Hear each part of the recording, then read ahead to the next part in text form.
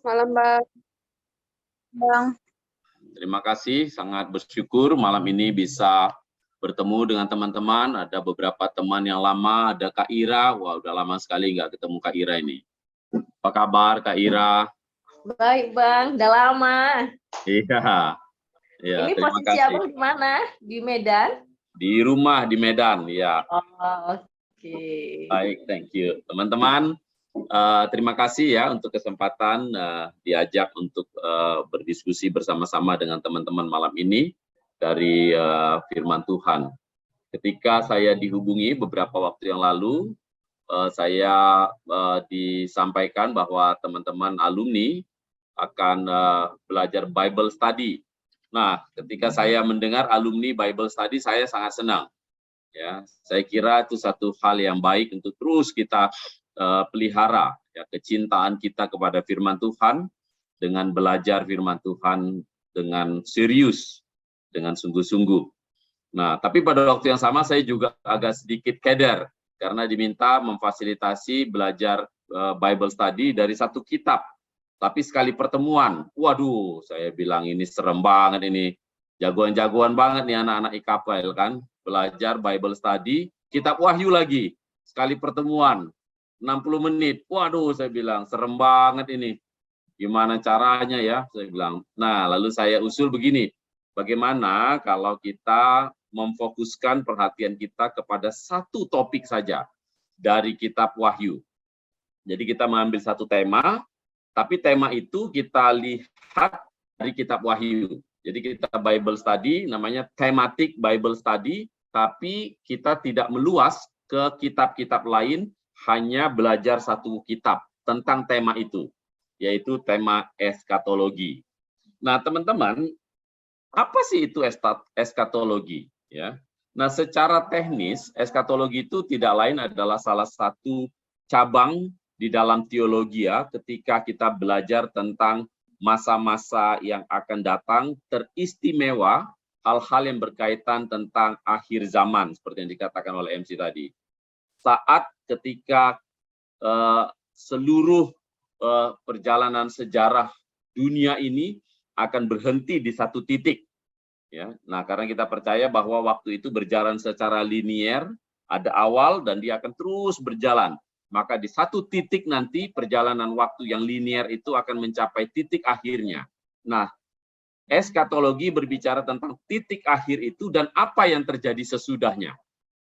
Ya, jadi kalau kita mau menyederhanakannya, maka eskatologi adalah pembicaraan di dalam hasanah teologi ketika kita berbicara tentang titik akhir perjalanan sejarah manusia dan seluruh ciptaan, dan apa yang terjadi setelah itu. Karena sebagai salah satu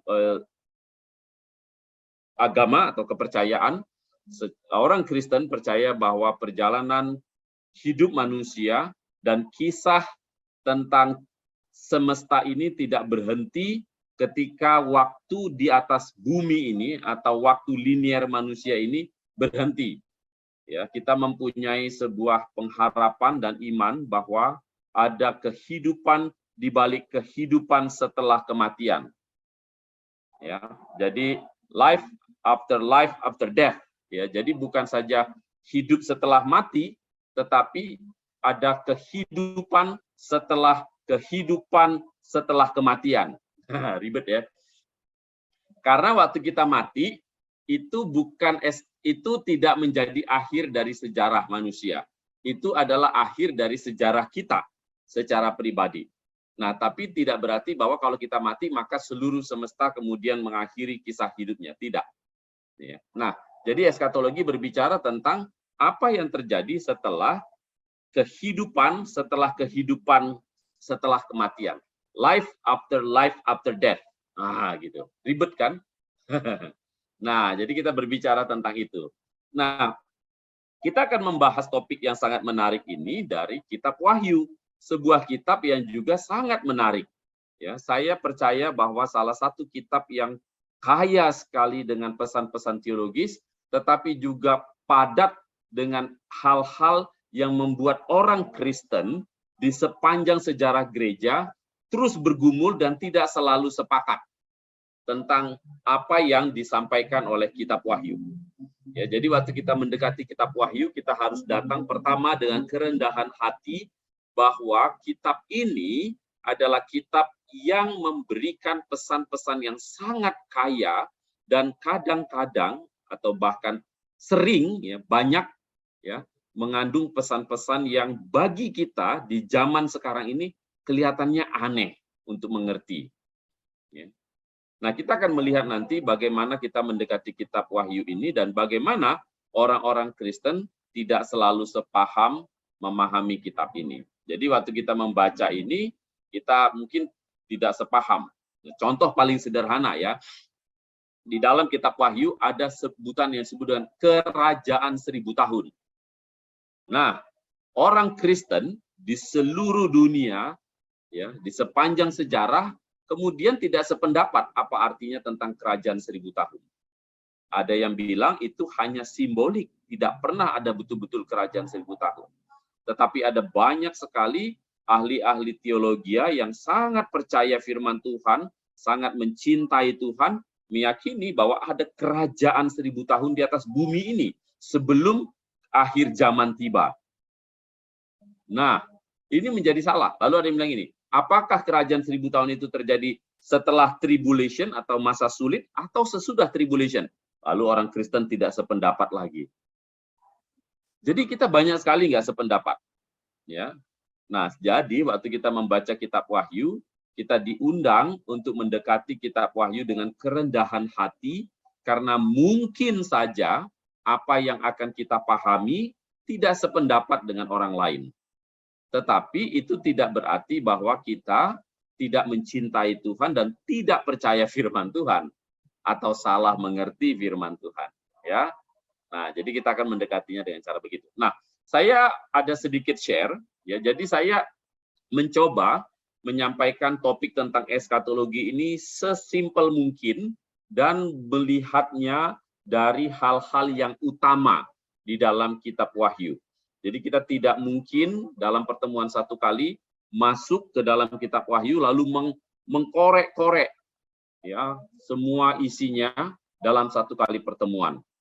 Ya kan? Nah, ini sebuah kitab yang sangat kaya dan sangat menarik. Nah, izinkan saya sharing. Ya, jadi kita bicara tentang eskatologi dalam kitab Wahyu.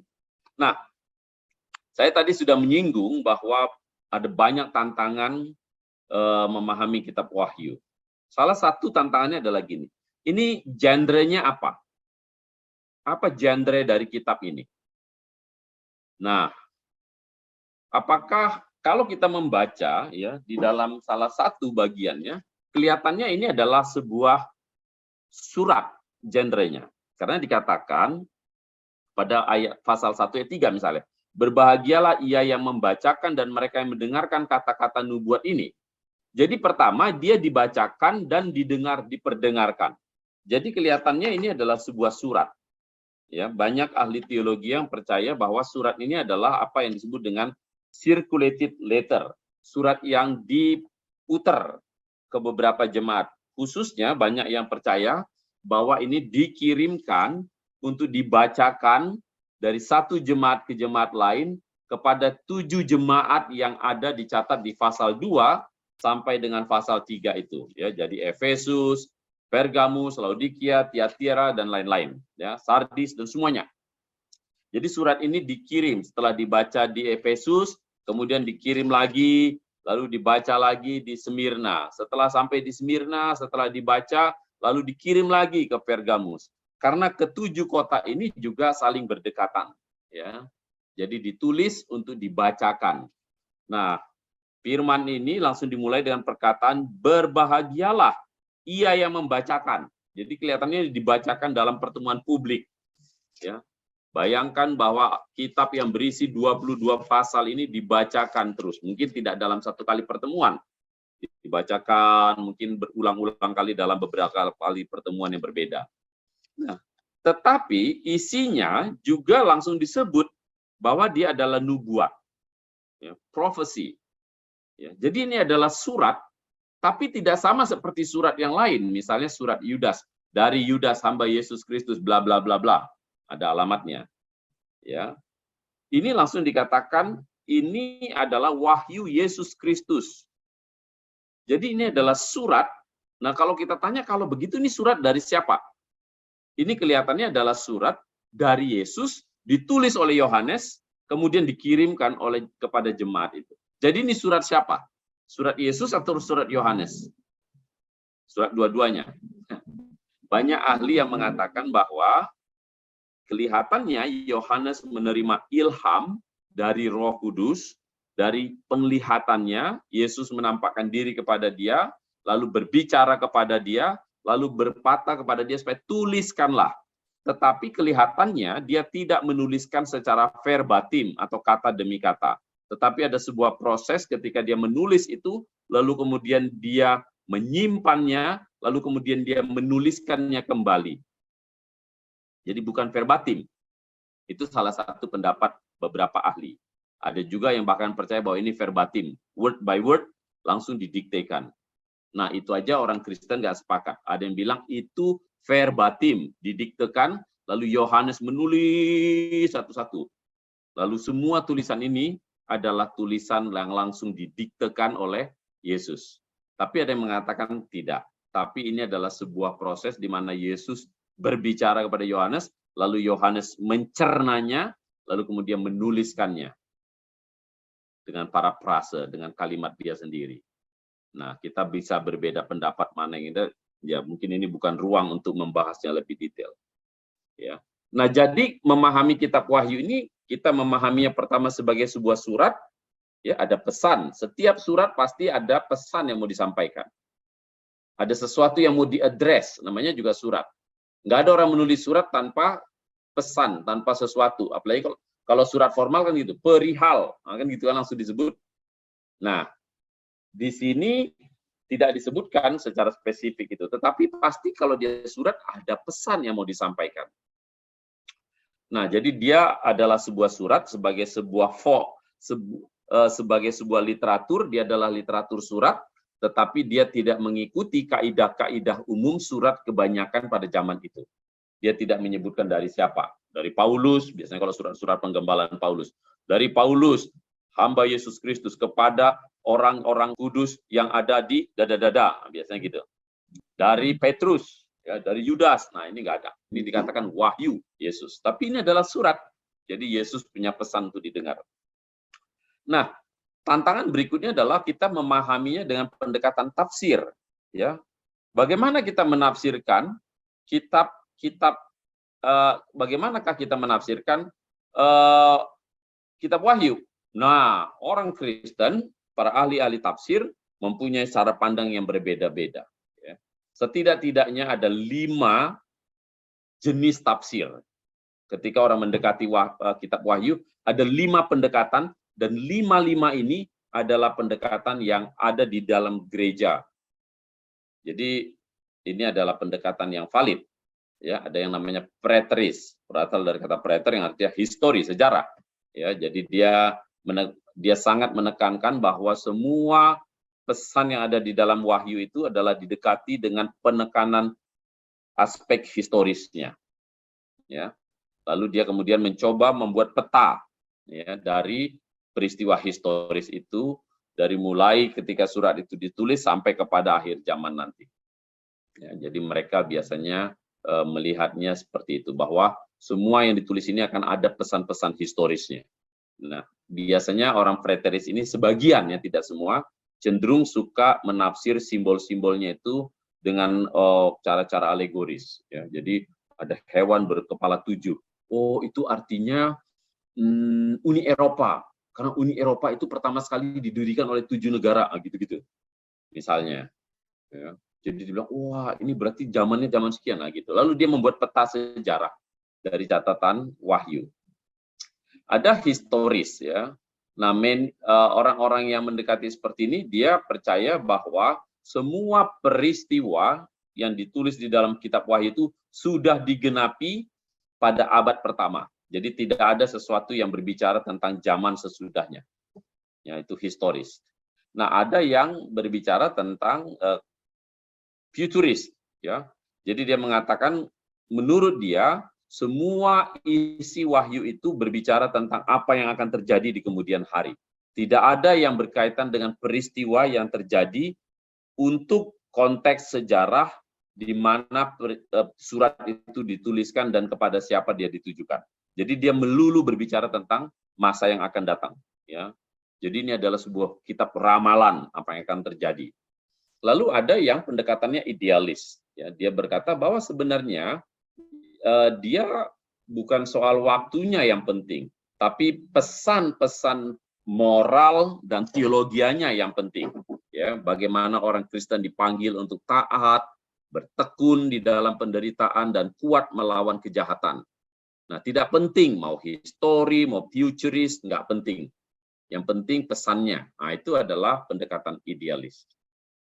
Lalu ada yang ketiga, yang kelima, ini adalah dia menggabungkan, ya. Jadi menggabungkan. Jadi menurut pandangan eklektik namanya, eklektik. Jadi dia bilang bahwa sebagian ini adalah sesuatu yang berbicara sudah terjadi pada waktu itu.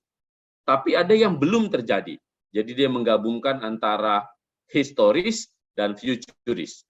Tetapi dia juga menggabungkan preteris karena dia percaya bahwa ada pesan-pesan yang disampaikan oleh Tuhan di situ secara tersembunyi untuk kita menggalinya. Ya. Tapi juga di situ ada pesan moral. Yaudah, jadi yang kelima ini adalah orang yang nggak mau ribut memilih salah satu lalu dia gabungkan kelima-limanya. Nah, ini saja membuat orang Kristen nggak sepakat. Jadi kalau kita membaca tafsir-tafsir kitab Wahyu, kita akan melihat ada perbedaan yang sangat jauh dari satu penafsir ke penafsir lain. Kenapa? Karena memang mereka tidak sepakat dari awalnya. Ya, pendekatannya tidak sama. Nah, lalu berikutnya adalah ada yang dia simbol-simbol. Nah, lalu kita kesulitan, ya. Ada kota namanya Babylon, padahal pada zaman itu Babilonia udah nggak ada lagi. Nah, ini bicara Babylon apa? Lalu ada perempuan yang berzina di situ. Lalu kemudian ada binatang-binatang yang kayak Godzilla kepalanya 7 dan segala macam. Ini apa sih maksudnya? Ada bejana yang isinya kemurkaan. Lalu ada kuda putih, seorang duduk dengan kuda putih datang. Ini apa? Apakah kuda putih itu Yesus? Ini kepala hewan, kepala 7, ini apa ini? Dan seterusnya. Anam, itu apa sih? Apakah artinya memang itu adalah 66 itu adalah angka beneran, sehingga setiap ada orang memakai kata 66 berarti dia adalah antikristus. Jadi kalau nggak sengaja kalian dapat plat motor, BK 666 ADK, terus gimana? Ayo. Paksa pergi ke kantor Samsat dan minta diganti, karena saya nggak mau membawa nomor antikristus misalnya. Ya kan? Atau ada nggak orang mau membeli nomor HP 0811 600 666. Wah. Nah, apakah itu betul-betul berbicara tentang the number? Nah, kita nggak tahu. Tetapi kalau ini adalah surat dan surat itu dikirimkan kepada orang yang membacanya, kemungkinan besar simbol-simbol itu bagi jemaat yang menerimanya dia nggak terlalu asing. Kemungkinan mereka tahu apa asli simbol itu. Sayangnya, rentang waktu antara kita dan mereka itu ada hampir 2000 tahun dan kita tidak punya catatan yang lengkap untuk kita bisa meng-unlock. Atau kalau kalian biasa membeli barang-barang online, meng-unbox. Ya, unboxing, harus di video katanya, kalau rusak bisa diganti. Nah, kita nggak bisa men-unlock semuanya. Kenapa? Karena ya sulit. Ya. Jadi itu menjadi tantangan buat kita. Nah, saya mengusulkan ada satu struktur, ya. Struktur ini membuat kita bisa melihat, ya, bagaimana sih kitab ini ditulis, ya.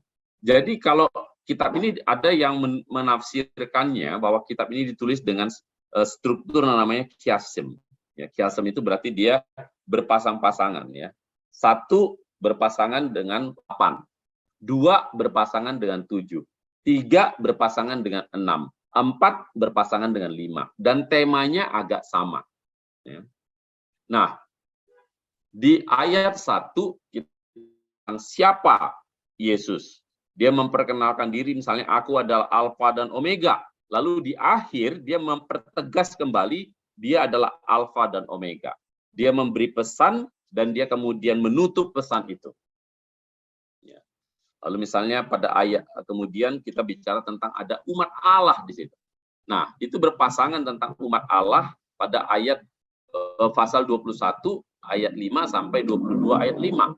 Kalau di bagian pertama kita melihat umat Allah yang dipanggil untuk bertekun di dalam kesulitan mereka.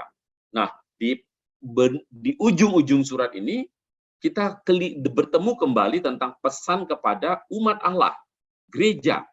Tetapi bukan lagi gereja yang digambarkan sedang berjuang, bergumul, tetapi gereja yang sudah menang, umat Allah yang sudah menang. Nah, ini membuat kita bisa mengerti logik daripada surat ini. Sehingga surat itu tidak ditulis dengan struktur yang sembarangan. Ya. Wahyu sebenarnya adalah sebuah kitab yang sangat precise. Ya. Dia menjelaskannya dengan sangat terstruktur.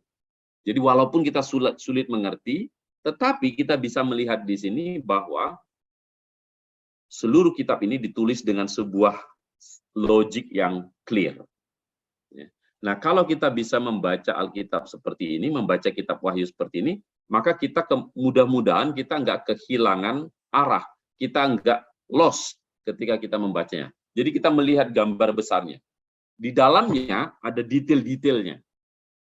Ya, tetapi inilah struktur garis besarnya. Inilah peta kitab Wahyu. Ya, salah satu cara kita untuk mengerti kitab Wahyu. Jadi biasanya waktu kita mempelajari sebuah kitab, salah satu tugas kita adalah mencoba membuat struktur literaturnya. Ya, karena semua kitab itu adalah sebuah karya literatur. Jadi dia tidak ditulis dengan sembarangan. Ada logik literatur di situ. Ya. Ada paralelisme, ada macam-macam segala macam. Ada gaya bahasa, ada gejala bahasa, dan semuanya ada di situ. Nah, dengan begitu, kita tidak mendekati Alkitab itu secara magic dan mistikal saja, tetapi juga mengikuti struktur yang ada di situ. Dengan mengikuti struktur itu, biasanya kita bisa mendapat pesannya dengan jelas. Nah, kalau kita kehilangan struktur, nanti kita nafsirnya sembarangan. Ya, jadi penting sekali untuk memahami strukturnya. Oke. Nah, sebelum saya teruskan, mungkin saya ingin pause di sini kalau ada yang mau ditanya atau mau diklarifikasi, silakan.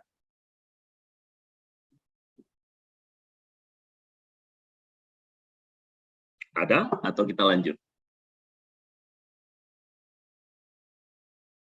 Cukup jelas? Udah mulai mumet?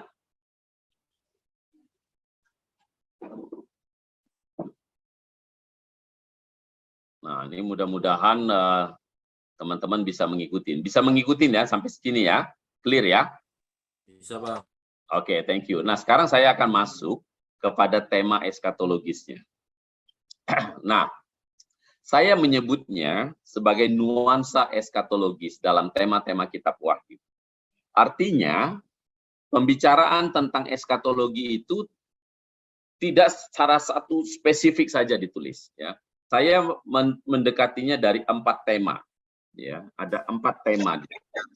Tema yang pertama adalah tema yang berbicara tentang kedaulatan Allah. Ya. Nah, kalau kita membaca kitab Wahyu, salah satu pesan yang sangat jelas kita baca adalah bahwa di tengah-tengah pergumulan sejarah, di tengah-tengah pergumulan umat Allah, di tengah-tengah kesulitan mereka mungkin mengerti, menerjemahkan apa arti pergumulan mereka itu, bagaimana mereka mengaktualisasi iman mereka di tengah himpitan-himpitan penganiayaan. Kitab Wahyu memberikan sebuah pesan yang sangat jelas, bahwa Allah itu adalah Allah yang berdaulat. Ya. Nah, kita bisa membaca Wahyu pasal 6 ayat 10. Misalnya. Wahyu pasal 6 ayat 10 mengatakan,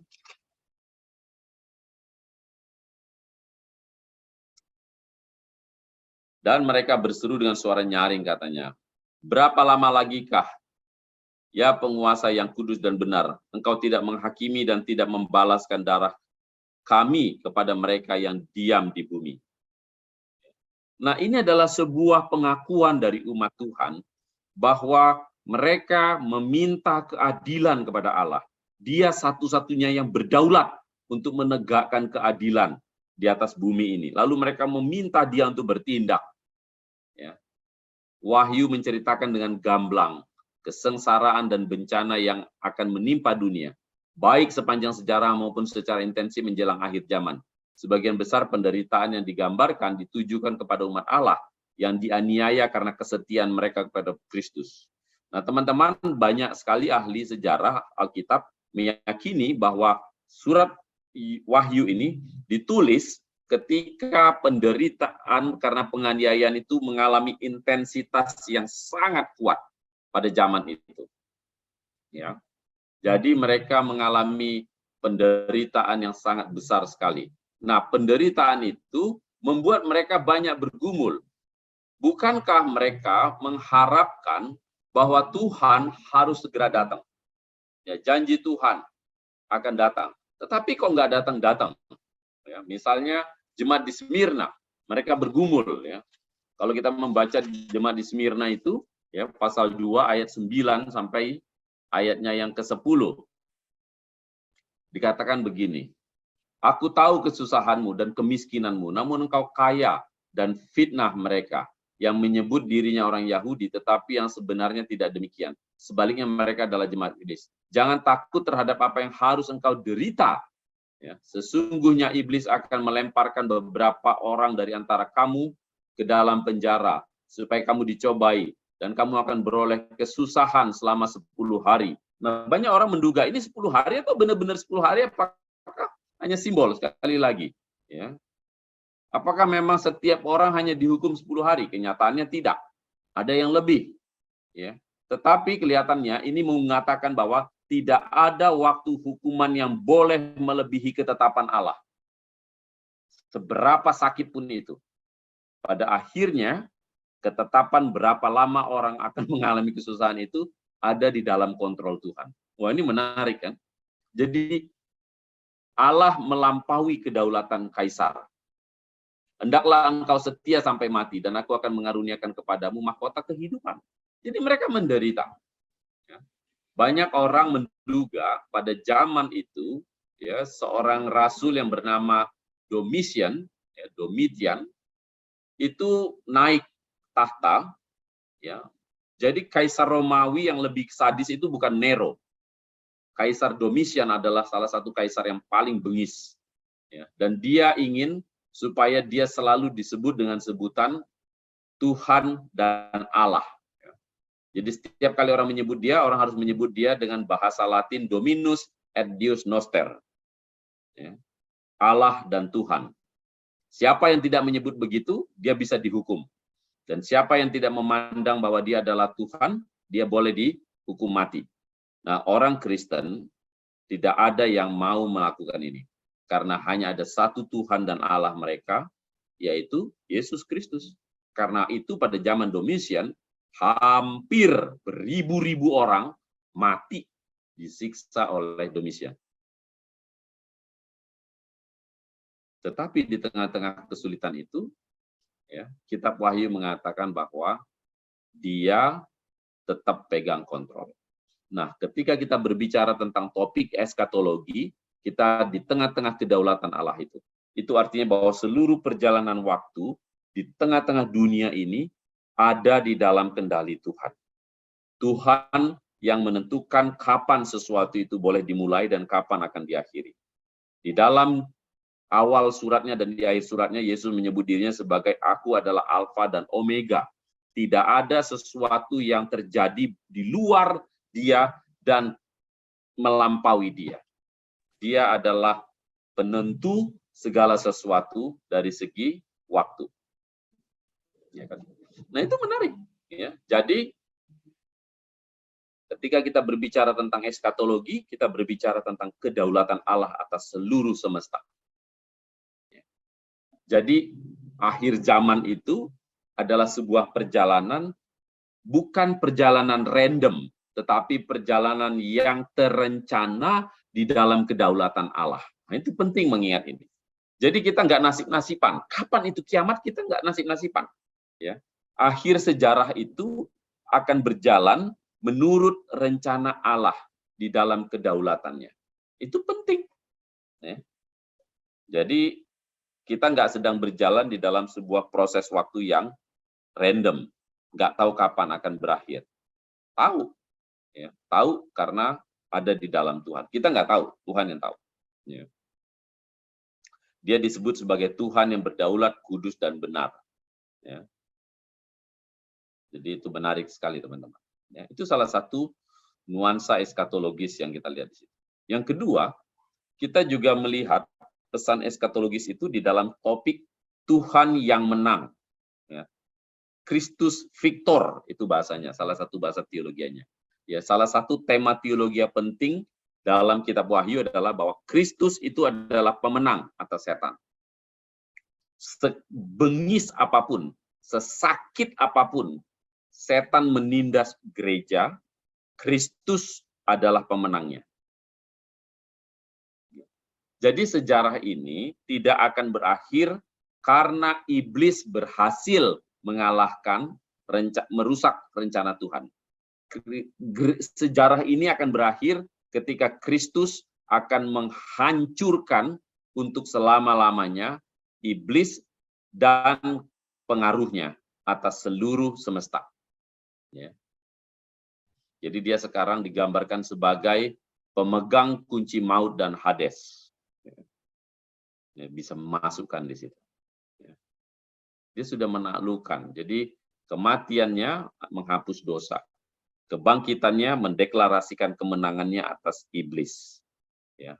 Jadi di dalam Kristus yang telah bangkit, Tuhan sudah merealisasikan kedaulatannya, pemerintahannya, kemenangannya, tetapi baru akan disempurnakan ketika dia datang kedua kalinya.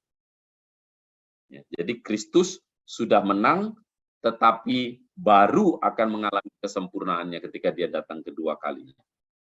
Ya, jadi sudah, tapi belum. Ya, ada satu istilah teologi yang menarik. Ya, apa yang disebut dengan already but not yet. Nah, ini siapa yang belajar bahasa Inggris ini? Sudah, tapi belum. Kita sudah dihapus kita sudah diampuni dari dosa, tetapi belum dibebaskan dari dosa. Kita sudah dibebaskan dari belenggu iblis, tetapi kita belum bebas dari pengaruh iblis. Kristus sudah memulai karya penciptaan ulang seluruh semesta, tetapi belum selesai. Dia akan selesaikan nanti setelah pada waktu dia datang kedua kalinya. Jadi kita berada di dalam tekanan. Itulah yang disebut dengan tensi waktu orang-orang percaya. Dia sudah di dalam Kristus, tetapi masih mengalami pergumulan, menang atas dosa, dan seterusnya. Ya. Jadi eskatologi itu adalah pengharapan akhir zaman. Bahwa akhir zaman itu akan menjadi sebuah momen yang gilang gemilang, sebagai sebuah momen celebration of victory. Ya. Perayaan kemenangan. Karena Kristus mendeklarasikan untuk selama-lamanya bahwa dia adalah pemenang atas iblis. Ya, jadi ini penting. Ya. Jadi eskatologi itu adalah momen di mana rencana Allah menang atas tipu muslihat iblis. Ya, jadi Allah tidak kalah. Kebenaran tidak kalah. Ya. Allah adalah pemenang. Ini penting banget teman-teman. Ya, jadi waktu kita berbicara tentang eskatologi, kita berbicara tentang apa?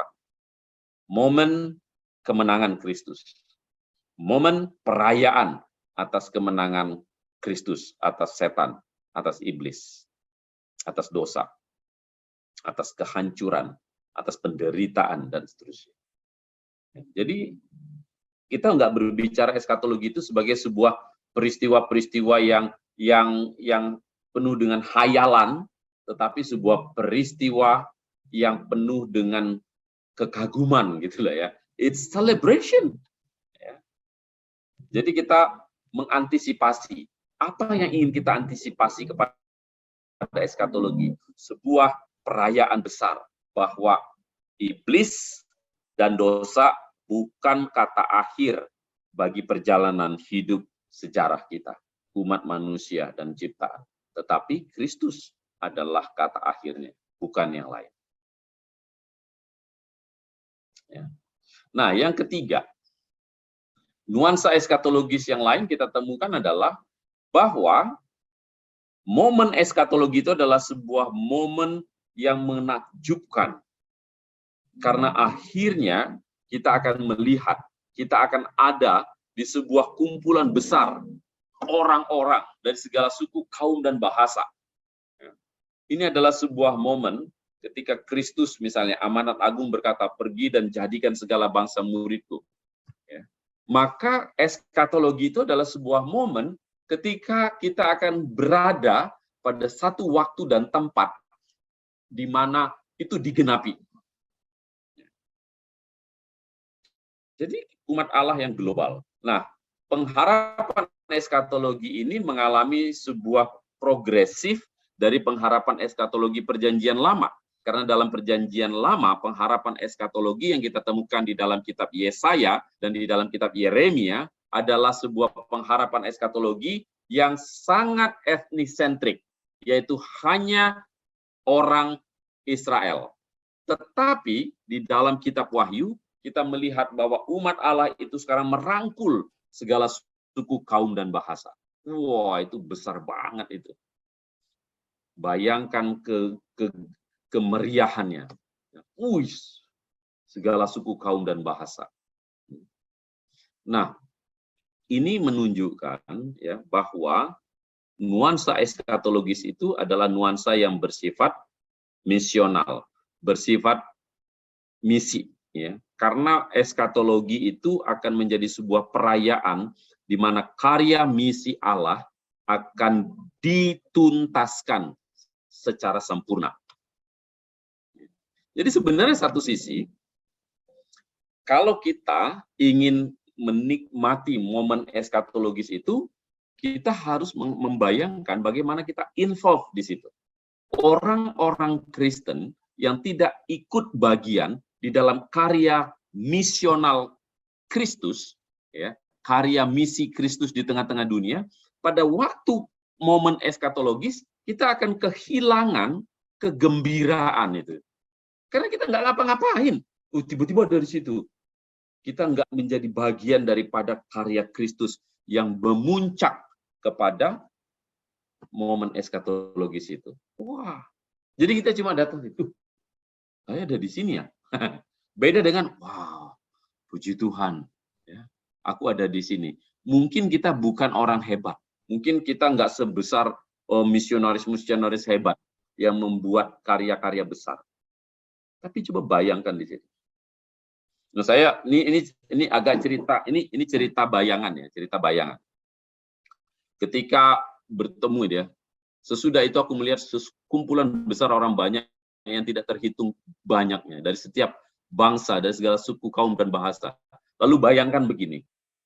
Lalu tiba-tiba di pertemuan itu Allah berkata, ada orang Batak di sini. Ada. Tunjuk tangan kita semua kan? Pasti kita tunjuk tangan. Tahu nggak? Di tengah-tengah tunjuk tangan itu, tiba-tiba mata kita tertuju kepada ada seorang laki-laki yang perawakannya bukan perawakan orang Batak. Mungkin juga bukan cuma satu, ada beberapa mereka. Orang-orang yang ternyata setelah kita deketin, wah, ini rupanya No Manson. Kegembiraan No Manson itu akan beda banget dengan kegembiraan kita pada hari itu. Waktu Tuhan Yesus tanya, ada orang Batak nggak di sini? Kita tunjuk tangan. Kita senang ada di situ. Tetapi No Manson akan melihat kita dan berkata, wah, puji Tuhan, gak sia-sia. Gue jalan, mengalami penderitaan, pelayanan, bermisi kepada orang Batak. Waduh, ada juga akhirnya di sini. Ya. pasti akan ada orang yang bernama Munson dan Lehman. Orang yang belum sempat seumur hidupnya tidak pernah melihat ada orang Batak bertobat. Tapi pada hari itu, pada peristiwa eskatologis itu, Munson dan Lehman akan berdiri di sudut-sudut orang Batak itu. Lalu dia bilang, akhirnya ada juga ya. Ini rupanya keturunan orang-orang yang membunuh kita dulu. Akhirnya percaya juga dia. Nah, coba bayangkan. Tapi momen eskatologis itu juga adalah sebuah momen yang sangat misional. Jadi kalau saya menyebutkan momen eskatologis itu adalah peristiwa perayaan selebrasi misi yang paling akbar yang pernah dan tidak akan terulang lagi. Wah, mudah-mudahan kita ada di situ bukan saja bergembira karena kita ada, tapi kita bergembira karena kita membuat ada orang berdiri di kumpulan-kumpulan orang banyak itu. Karena kita melayani Tuhan. Karena kita dipakai Tuhan memberitakan kabar baik. Lalu ada orang bisa berdiri di depan tahta anak domba Allah pada hari itu. Itu doa saya buat kita semua. Itu peringatan penting buat kita sekarang. Jadi pembicaraan eskatologis itu nggak bisa dipisahkan dari pembicaraan misi. Karena peristiwa eskatologis itu adalah selebrasi atas karya misi Kristus yang tuntas untuk seluruh semesta. Nah, ini yang terakhir. Ya. Nuansa eskatologis itu juga adalah sebuah peristiwa di mana Tuhan memulihkan alam semesta. Nah, ini menarik. Nah, teman-teman, ini salah satu hal yang orang Kristen juga nggak sepakat ketika membaca kitab Wahyu. Jadi waktu kita berbicara tentang eskatologi, pertanyaannya begini. Bagaimana nasib bumi ini di akhir zaman? Nah, orang Kristen punya dua pandangan. Ada satu pandangan yang disebut dengan anihilistik. Ya, pandangan anihilistik adalah pandangan yang mentafsirkan kata langit dan bumi yang baru itu berarti betul-betul baru. Yang lama akan dimusnahkan. Ya. Nah, kalau kita tanya, maka mereka akan merujuk juga pandangan ini di samping melihat dari kitab Wahyu, juga melihat dari kitab 2 Petrus. Nah, 2 Petrus pasal 3 ayatnya yang ke-6 ya. Ayat 10, maaf ya. Pak ya, 2 Petrus. Lalu tetapi hari Tuhan akan tiba seperti pencuri. Pada hari itu langit akan lenyap dengan gemuruh yang dahsyat dan unsur-unsur dunia akan hangus dalam nyala api dan bumi dan segala yang ada di atasnya akan hilang lenyap.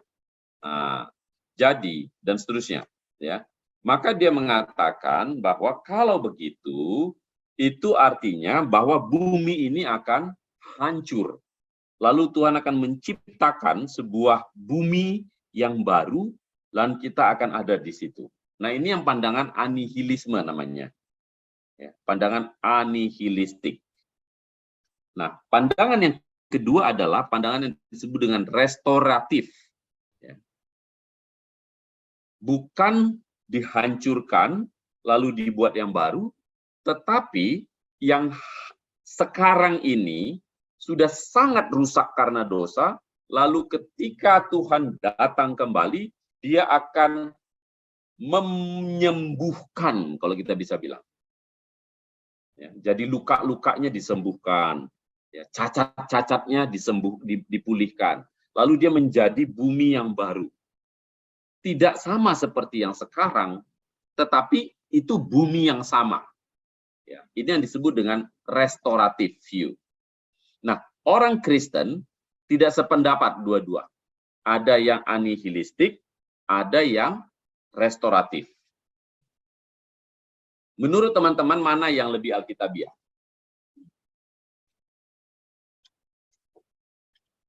Nah, kalau mau diskusi nih. Ini menarik soalnya topik ini. Menurut teman-teman, mana yang lebih logik argumennya? Kalau teman-teman akan memilih pandangannya mana? Anihilisme, ya, anihilistik, atau pandangan restoratif?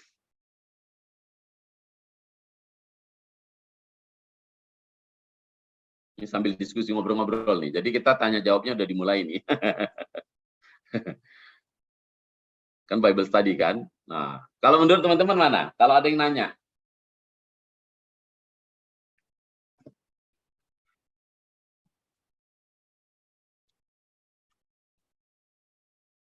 Oh, kok diam semua nih? Ini paling menakutkan loh kalau ditanya diam gini. Iya, aku ya Bang ya. Oke, silakan. Ya kalau yang tadi Abang tanya, kalau menurutku sih yang mendekati paling alkitabiah sih yang restoratif ya Bang ya. Kalau dari Wahyu pasal 21 ya. Kenapa? Ya kalau di ayat pertama itu di situ kan langit yang sebab langit yang pertama telah berlalu dan laut pun tidak ada lagi dan aku melihat kota yang kudus Yerusalem baru turun dari surga dari Allah. Jadi aku sih melihatnya sepertinya sepertinya memang ada apa ya Bang, apa Bang, turun kan dari apa? Dari surga langit yang baru, bumi yang baru. Bukan berarti semuanya dimusnahkan, tapi memang sepertinya ada apa ya bahasanya ya di restorasi lah ya. Oke. Thank you Kak Ira. Teman-teman yang lain ada pendapat yang lain?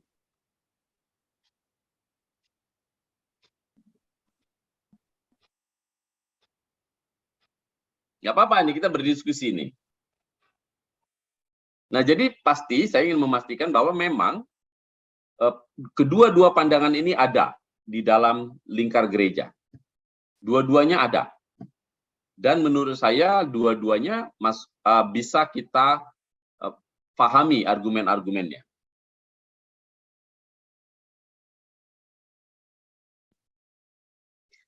Nah, saya mencoba ingin mengelaborasi apa yang disampaikan oleh Ira misalnya. Salah satu yang menarik adalah ketika kita mendengarkan, salah satu kita di dalam pesan Alkitab keseluruhan, salah satu movement atau gerakan Allah yang paling konsisten yang kita lihat sejak mulai penciptaan, kejatuhan, penebusan adalah arah Allah yang bergerak mendekat kepada kita dan memilih untuk terus tinggal dengan kita. Nah, pada waktu kejatuhan, misalnya nih, waktu Adam dan Hawa jatuh. Nah, apa yang terjadi? Allah menjauh atau Allah mendekat?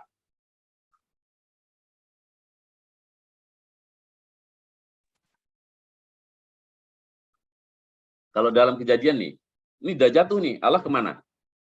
Allah jauh gitu. Atau dia mendekat? Allah tetap bersama dengan umatnya yang telah jatuh atau Allah meninggalkan umatnya?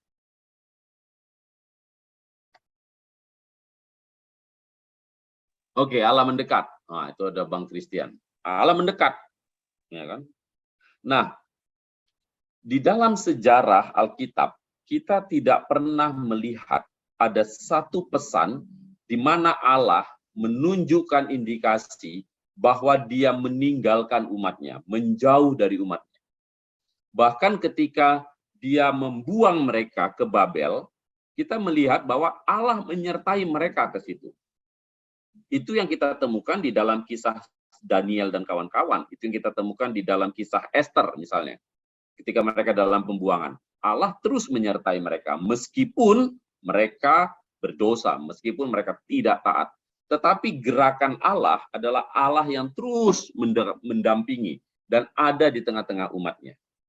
Sebentar lagi kita akan Natal. Ya, Natal itu adalah sebuah janji Dan seorang anak perempuan akan melahirkan seorang anak laki-laki dan akan menamai dia Immanuel. Artinya Allah beserta kita. Allah menyertai kita. Jadi Natal itu adalah langkah yang lebih progresif di mana Allah memilih sekali lagi untuk ada di tengah-tengah umatnya. Yohanes pasal 1 ayat 12 berkata, dan firman itu menjadi daging dan diam di antara kita. Kata diam itu adalah kata yang sama dan dia ada di tengah-tengah kita. Nah, klimaks daripada seluruh kisah di dalam Alkitab adalah ketika Allah kemudian akan datang kembali dan dia akan membangun tempat tinggal bersama-sama dengan kita dan dia ada di tengah-tengah kita. Nah, itu menarik, teman-teman. Ada banyak alasan ketika orang berbicara tentang anihilisme, ya, penghancur leburan. Tetapi kalau kita berbicara tentang konsistensi Allah untuk terus menyertai umatnya, maka itu menjadi sebuah pertanyaan yang menarik. Nah, argumen yang kedua adalah kalau kita mau kalau orang-orang yang percaya mendukung anihilisme memakai 2 Petrus pasal 3 ayat 10 menjadi argumennya, maka secara hermeneutik, ya, secara tafsir Alkitab, dia kurang kuat. Kenapa? Mari kita baca dari pasal 3 ayat 5. Mereka sengaja tidak mau tahu bahwa oleh firman Allah langit telah ada sejak dahulu dan juga bumi yang berasal dari air dan oleh air. Dan bahwa oleh air itu bumi yang dahulu telah binasa, dimusnahkan air bah. Nah, ini menarik ini. Pasal 3 ayat 6, 2 Petrus mengatakan gini, dan bahwa oleh air itu bumi yang dahulu telah binasa, dimusnahkan oleh air bah. Nah, pertanyaannya adalah, apakah air bah membinasakan bumi atau membersihkan bumi? Setelah air bah, buminya bumi yang sama atau bumi yang baru?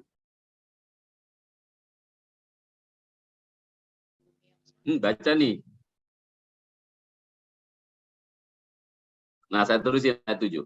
Tetapi oleh firman itu juga, langit dan bumi yang sekarang terpelihara dari api dan disimpan untuk hari penghakiman dan kebinasan orang-orang fasik. Akan tetapi, saudara-saudaraku yang kekasih, yang satu ini tidak boleh kamu lupakan, yaitu bahwa di hadapan Tuhan 1 hari sama seperti 1000 tahun, dan 1000 tahun sama seperti 1 hari. Tuhan tidak lalai menepati janjinya, sekalipun ada orang yang menganggapnya sebagai kelalaian. Tetapi ia sabar terhadap kamu, karena ia menghendaki supaya jangan ada orang yang binasa, melainkan supaya semua orang berbalik dan bertobat. Dan seterusnya, lalu ayat 10.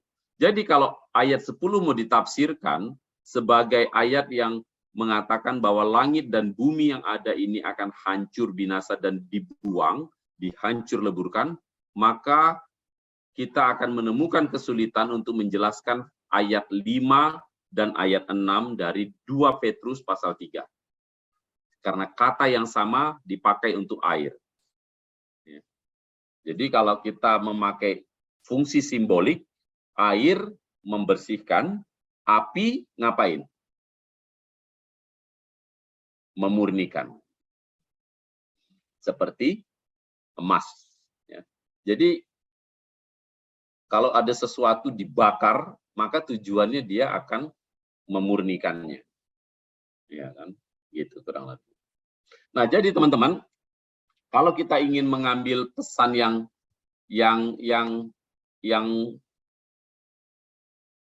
highlight, yang besar ya dari pesan-pesan eskatologis di dalam kitab Wahyu, maka saya mengusulkan kita berbicara pesan eskatologis itu dalam 4 hal ini. Eskatologis di dalam perspektif kedaulatan Allah, kita melihat pesan eskatologis itu di dalam motif Allah yang menang atas dosa dan setan. Ketiga, pesan eskatologis itu menjadi sebuah pesan yang berkaitan dengan peristiwa selebrasi misi, di mana karya penebusan Kristus atas seluruh suku bangsa itu digenapi tanpa kekurangan satupun juga. Ya, semuanya tuntas. Ya. Dan yang terakhir, Eskatologis itu berbicara tentang Allah memulihkan alam semesta. Apa yang dinodai oleh dosa, dirusak oleh kejahatan, dihancurkan oleh iblis, itu pada hari kedatangannya yang kedua kali akan dipulihkan kembali oleh Allah. Dan by the way, kata yang dipakai untuk Wahyu pasalnya yang ke-21 ayat 5 itu menarik, ya. Wahyu pasal 21, saya baca ya. Nah, ini menjadi yang terakhir pembacaan. Ia yang duduk di atas tahta itu berkata. Nah, menarik sekali bahwa dari beberapa ayat pasal sebelumnya, kita tidak mendengar ada perkataan apapun keluar dari dia yang duduk di atas tahta itu. The silence of the king. Raja diam selama beberapa waktu di dalam kisah skenario. Tetapi kemudian setelah diam beberapa lama, baru pasal 21 ayat 5, dia berkata, lihatlah, aku menjadikan segala sesuatu yang baru. Jadi ini adalah deklarasi yang memecahkan kesunyiannya, kediamannya. Dia diam selama berwaktu-waktu lamanya. Tidak ada, semuanya ribut. Wah, ini ada dusta, ada fitnah, apa segala macam. Silent. Lalu kemudian dia berbicara. Dan ketika dia berbicara, dan dia katakan, lihat, aku menjadikan segala sesuatu baru. Bukan, lihat, aku menjadikan sesuatu yang baru. Bukan. Dan kata yang dipakai adalah kainos. Ya, kainos adalah kata yang berarti membuat sesuatu yang baru dari apa yang sudah ada. Jadi bukan menciptakan sesuatu baru dari yang tidak ada. Bukan, tidak sama seperti Allah menciptakan langit dan bumi di Kejadian pasal 1. Ya. Tapi kata yang dipakai adalah dia membuat baru dari apa yang sudah ada. Ah, itu penting. Jadi kata itu adalah kata yang jelas menegaskan. Jadi Tuhan tidak menciptakan sesuatu yang baru. Dia memperbaharui apa yang sudah ada. Ah, itu dia. Nah, dengan kata demikian, kalian mungkin bisa menyimpulkan bahwa kalau saya menganut paham restoratif. Ya. Saya menganut paham restoratif. Itu adalah paham saya tentang bagaimana nasib langit dan bumi setelah Yesus datang kedua kalinya. Nah, gitu. Jadi itu kurang lebih, teman-teman, apa yang bisa saya sampaikan. Ya, jadi itu adalah tempatnya. Ya. Jadi kata yang dipakai adalah kainos. Ya. Jadi lebih tepat disebut memperbaharui. Ya. Aku menjadikan segala sesuatu baru menjadi baru. Jadi bukan membuat sesuatu yang baru, tapi segala sesuatu menjadi baru kembali. Itu kurang lebih. Baik, teman-teman, saya kira ini beberapa hal yang saya ingin ajak kita untuk berdiskusi, ya. Jadi ketika kita berbicara tentang eskatologi, itu menjadi pesan penting di dalam kitab Wahyu, dan harapan saya, ya, doa saya, ya, ketika kita melihat bagaimana kitab Wahyu ini mengajak kita melihat jauh ke depan, kita dikuatkan oleh sebuah pesan penting, bahwa seluruh perjalanan waktu ini tidak berjalan secara random, tetapi berjalan dengan teratur di dalam kedaulatan Allah. Allah berdaulat menuntun seluruh perjalanan waktu. Jadi itu memberikan kita confidence, ya. Seburuk apapun yang terjadi di dunia ini, Allah adalah Tuhan yang berdaulat. Yang kedua, ya, kita berbicara tentang bahwa karya Tuhan atas pekerjaan misi itu akan digenapinya sendiri. Ya. Jadi Allah yang mengutus, Allah yang menguatkan, dan Allah yang akan menggenapi dan menyempurnakan. Sehingga kita akan mengikuti karya-karya misi Allah itu dengan rendah hati dan rasa syukur. Ya, bukan karena kita yang memulai, tapi Dia memulai, Dia meneguhkan, Dia menguatkan, Dia menggenapi dan menyempurnakan. Jadi kita adalah alat di tangan Tuhan yang penuh dengan kelemahan. Ya. Lalu kita diajak untuk melihat ya bagaimana Allah yang berdaulat itu adalah Allah yang berkuasa dan tidak ada kekuatan lain yang melebihi kekuatan Dia. Dia berkuasa atas segala sesuatunya. Dan kita akan melihat jauh ke depan. Ya, itu menarik sekali. Ya. Jadi semuanya akan berakhir dengan kegembiraan ya, dan sukacita. Demikian teman-teman, saya kira beberapa hal yang saya ingin bagikan. Ya, kalau ada yang mau kita diskusikan, saya kira kita ada waktu ya untuk berdiskusi. Saya kembalikan kepada MC. Ya, baik. Terima kasih untuk Bang Effendi. Untuk kakak abang teman-teman, ini waktunya kita untuk berdiskusi. Barangkali ada yang ingin bertanya atau mungkin ada sesuatu yang terpikirkan di benak, jadi boleh disampaikan untuk boleh sama-sama kita diskusikan. Saya persilakan kakak abang teman-teman. Ya, Kak Ria Sipayung, silakan. Bang Hengki ya, Bang Hengki, silakan Bang. Oke, baik. Terima kasih MC sudah memberikan waktu. Tentang yang kedua paham tadi Bang, yang menjelaskan tadi tentang restoratif dan apa tadi satu lagi Bang? Anihilistik. Anihilistik. Restoratif tadi bumi ini masih tetap kedatangan Yesus kedua kalinya, dia memperbarui segala sesuatunya gitu ya Bang ya? Yes. Yang sudah rusak. Berarti supaya kita semua bisa memahaminya dengan utuh Bang, karena kita memahami sebagian akhir dari kehidupan ini kita dibawa oleh raja dari segala raja itu, Tuhan Yesus, ke suatu tempat gitu Bang pemahaman. Yaitu yang kita pahami di surga. Jadi tidak bumi ini lagi. Kan paham restoratif tadi diperbaharui semua, kita masih di sini gitu. Ya. Apakah itu definisi dari surga itu atau bagaimana gitu? Ya. Terima kasih. Bang apa tadi namanya Bang? Hengki Bang. Bang Hengki. Oke, thank you Bang Hengki. Ya, nah teman-teman ini memang sebuah hal yang menarik ya. Pertama saya ingin menjawabnya dari latar belakang. Ya.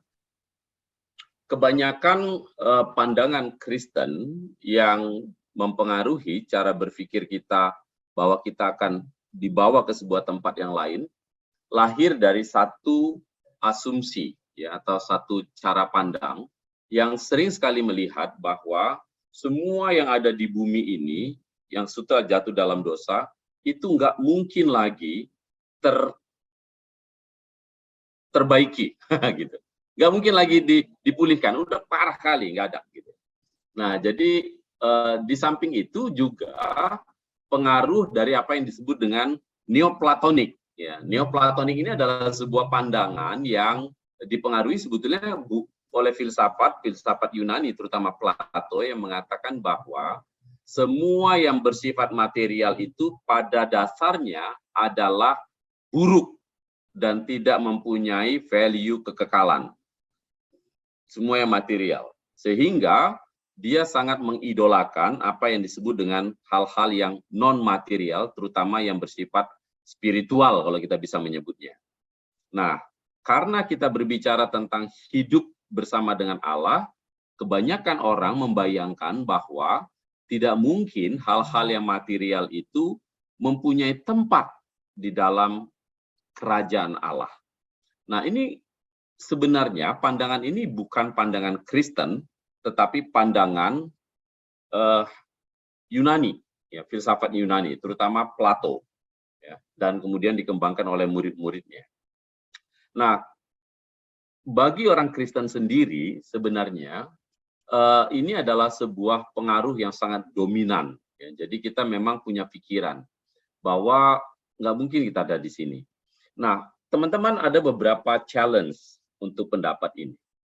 Pendapat yang pertama adalah, saya akan bertanya. Ini pertanyaannya adalah pertanyaan hipotesa. Pertanyaan yang hypothetical. Boleh nggak saya tanya begini? Ini pertanyaannya agak sedikit menggelitik, tapi menurut saya ini menarik. Sekiranya tidak ada peristiwa kejatuhan Adam dan Hawa. Sekiranya, ya, ini berandai-andai ini. Tidak ada peristiwa kejatuhan Adam dan Hawa. Kira-kira manusia itu akan ada di mana bersama Allah?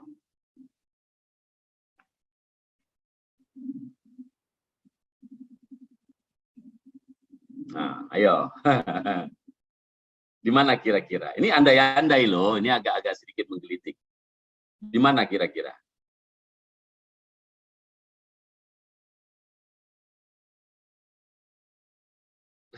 Ayo dong, kok diam semua sih? Kok takut semua ini? Waduh, ini. Taman Eden, oke. Taman Eden ada di mana?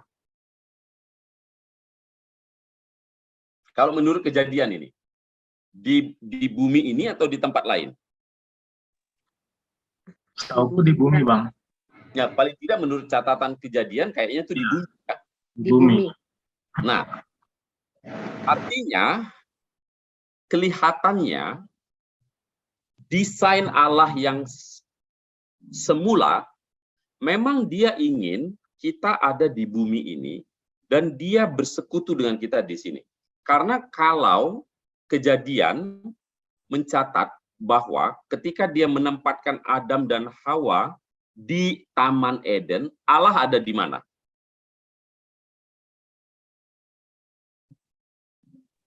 Bumi, Bang.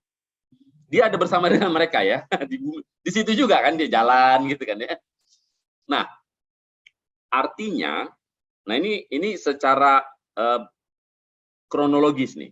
Artinya, ketika Allah menciptakan langit dan bumi, lalu dia menempatkan manusia, dalam benaknya, dia meyakini, dia percaya bahwa ini adalah tempat yang benar udah untuk kita.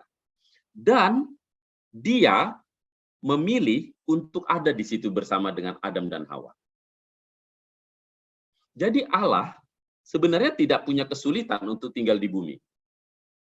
Dia pernah loh berjalan gitu, kalau menurut bahasa Kejadian. Dia berjalan, dia ada di situ setiap hari. Nah, jadi pertanyaan yang menarik adalah, dari mana datangnya cara berpikir Kristen yang mengatakan bahwa ada tempat lain di mana Allah lebih suka kita ada di situ? Dari mana datangnya pikiran itu? Di Alkitab nggak ada loh. Itu yang saya bilang tadi, Allah terus-menerus mau tinggal dengan kita. Inkarnasi adalah Allah datang di tengah-tengah kita, menjadi sama dengan kita, diam bersama-sama dengan kita. Dan dia tetap Allah, betul ya? Yesus yang berinkarnasi tetap Allah kan ya? Ya kan? Jadi dia nggak ada punya masalah, dia bisa loh. Allah bisa hidup di bumi ini. Nah, jadi sebenarnya ini adalah sebuah jadi cara berpikir bahwa kita akan ada di bawah ke tempat lain itu kelihatannya kita sulit menemukan catatan yang kuat di dalam Alkitab meneguhkan itu. Kecuali itu adalah sebuah cerita-cerita yang kemudian mempengaruhi, ada di tengah-tengah Kristen, di tengah-tengah kita. Karena kita selalu berkata bahwa ini tempat ini nggak bagus lagi loh. Tapi sebenarnya tempat ini tidak bagus bukan gara-gara dari awal yang tidak bagus. Tempat ini tidak bagus karena apa? Ada dosa, iya kan? Ada kejahatan. Tetapi bukankah Wahyu bercerita bahwa kalau nanti dia datang, kejahatan nggak ada, air mata nggak ada, kematian nggak ada lagi. Maka semua efek daripada dosa sudah beres. Maka kita bisa tinggal di sini lagi. Nah, ini menjadi pertanyaannya. Nah, kemudian argumen yang kedua begini. Kalau kita akan pergi ke sebuah tempat lain di mana kita akan hidup bersama-sama dengan Allah di tempat yang kita sebut surga lain, somewhere, entah di mana. Pertanyaannya adalah, apa yang akan terjadi dengan langit dan bumi ini? Dihancurkan, betul ya? Nah, sekarang saya mau tanya begini. Apa alasan Allah untuk menghancurkan langit dan bumi yang ada sekarang? Kira-kira apa alasannya? Kalau dihancurin?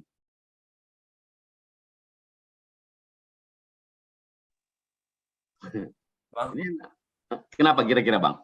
Bang Hengki? oh, kalau menurut pendapat saya Bang, yang sudah pernah didengar lah, karena bumi ini tadi sudah dijelaskan penuh dengan Dosa. dosaan, pencemaran, Hmm. dan kita akan dibangkitkan kembali, Ya, dinaikkan, dan dihakimi bagi yang percaya. ya. Itu diselamatkan. Hmm. Nah, jadi kalau dari pemahaman kita ditempatkan bersama-sama dengan di tempat di mana Yesus berada. Hmm. Yang Ya. kita pahami di mana Yesus berada, di surga. Hmm. Ya.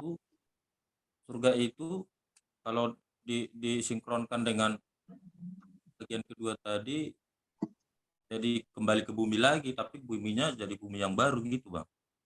Ya, kurang lebih begitu. Karena sebetulnya pertanyaan menarik gini kan. Nah, Padahal bumi ini sudah tidak tempat kita lagi, kita sudah di surga gitu. Nah, itu pertanyaan menarik. Ini saya agak sedikit nakal. Terus kita pergi ke surga, padahal surganya turun ke bumi. Ya, kejadian, coba lihat Wahyu pasal 21. Lalu aku melihat langit dan bumi yang baru, sebab langit yang lama sudah berlalu dan laut pun tidak ada lagi. Dan aku melihat kota yang kudus, Yerusalem yang baru, turun dari surga, dari Allah. Dia turun. Lalu dia ada di situ. Lalu dia ada di tengah-tengah umatnya. Nah, ini yang kemudian menariknya begini. Nah, ini saya sekarang kembali lagi gini. Jadi bumi ini rusak, yes. Apa yang merusak? Iblis dan dosa. Betul ya? Setuju ya? Sampai situ kita sepakat kan? Nah, kalau kemudian, nah ini pertanyaan filosofikal. Kalau kemudian Allah menghancurkan bumi yang dia ciptakan sendiri, yang di dalam Kejadian dikatakan sungguh amat baik itu, kemudian dia hancurkan karena dosa sudah menghancurkannya. Pertanyaannya ada pertanyaan yang sangat serius. Kalau begitu, apakah itu tidak berarti bahwa Allah tidak bisa memperbaiki lagi apa yang sudah dirusak oleh dosa? Kalau Allah tidak bisa memperbaiki apa yang sudah dirusak oleh dosa, pertanyaannya lebih menggelitik ini. Mana yang lebih kuat kuasanya? Dosa atau Allah?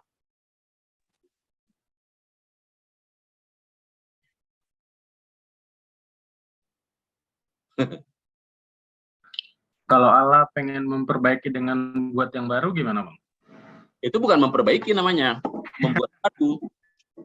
Buat yang baru ya? Buat yang Jadi baru. Itu namanya mengganti. Apakah itu berarti kerajaan surga itu atau surga itu bumi ini begitu?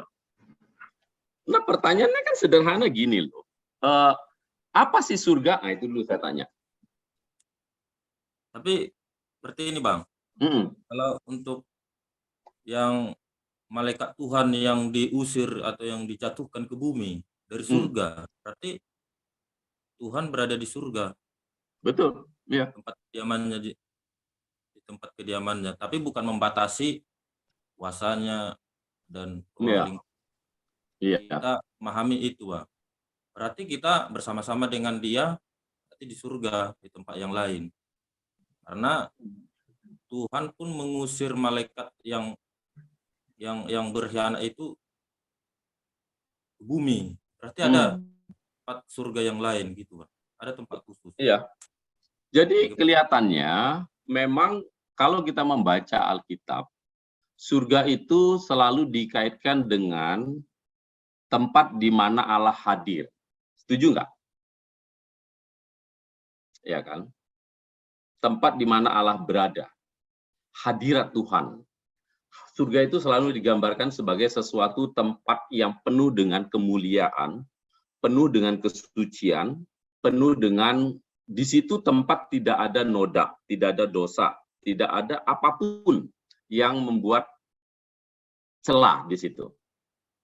Ya, itu adalah tempat yang penuh dengan kemuliaan. Setuju nggak kalau kita bilang gitu? Nah, pertanyaannya begini. Kalau Allah sudah memilih, karena kejadiannya gini, Allah turun, ya kan? Di dalam catatan Alkitab, Yesus hanya pernah sekali naik ke surga. Dia tidak pernah 2 kali naik. Setuju nggak? Setuju, Bang. Setuju ya? Dia lahir, naik ke surga, duduk di sebelah kanan Allah. Ayo kita baca. Pengakuan iman rasuli. Aku percaya kepada Yesus Kristus, anaknya yang tunggal Tuhan kita, yang dikandung daripada Roh Kudus, lahir dari anak darah Maria, menderita sengsara di bawah pemerintahan Pontius Pilatus, disalibkan, mati, dan dikuburkan, turun ke dalam kerajaan maut. Pada hari yang ketiga, bangkit pula antara orang mati, naik ke surga. Betul ya? Naik ya? Nah, tempat itu, kata naik itu menunjukkan sebuah tempat yang lebih mulia. Jadi itu adalah sebuah postur. Dia menuju tempat yang lebih tinggi. Jadi dia berbicara tentang derajat yang lebih tinggi. Dia kembali ke tempat dari mana dia berasal. Tempat yang lebih tinggi. Dan dari sana ia akan datang kelak untuk menghakimi orang yang hidup dan yang mati. Titik. Dan tidak dikatakan lalu dia kemudian naik kembali ke surga. Nggak ada loh. Dalam pengakuan iman rasuli, dia ke sana menghakimi orang yang hidup dan mati. Turun dari surga. Turun dari surga. Dia kembali turun lagi ke sini, menghakimi orang yang hidup dan mati. Tidak pernah ada dalam pengakuan iman rasuli yang mengatakan bahwa Yesus kemudian naik kembali. Wah, ini menarik loh.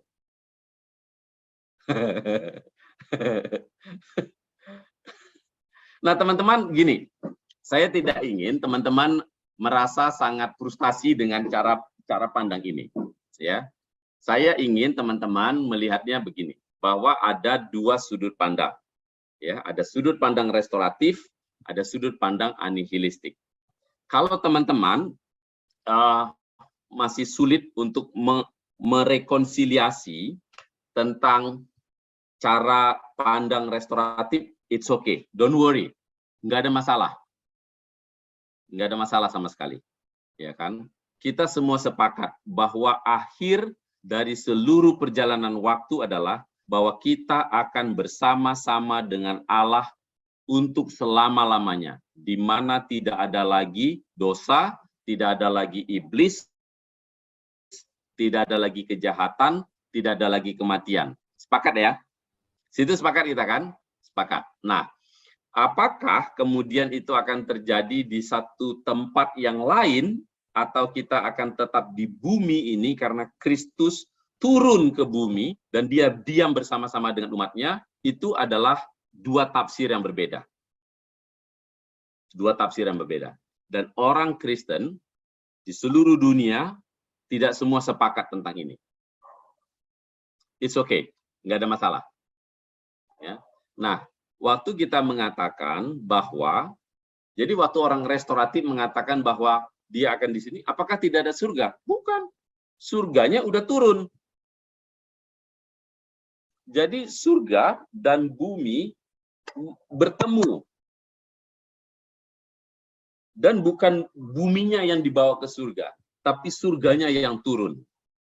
Nah, sekali lagi teman-teman, hal yang paling menarik di dalam catatan sejarah, posturnya adalah kita tidak akan pernah bisa bertemu dengan Allah kalau kita menunggu kita naik.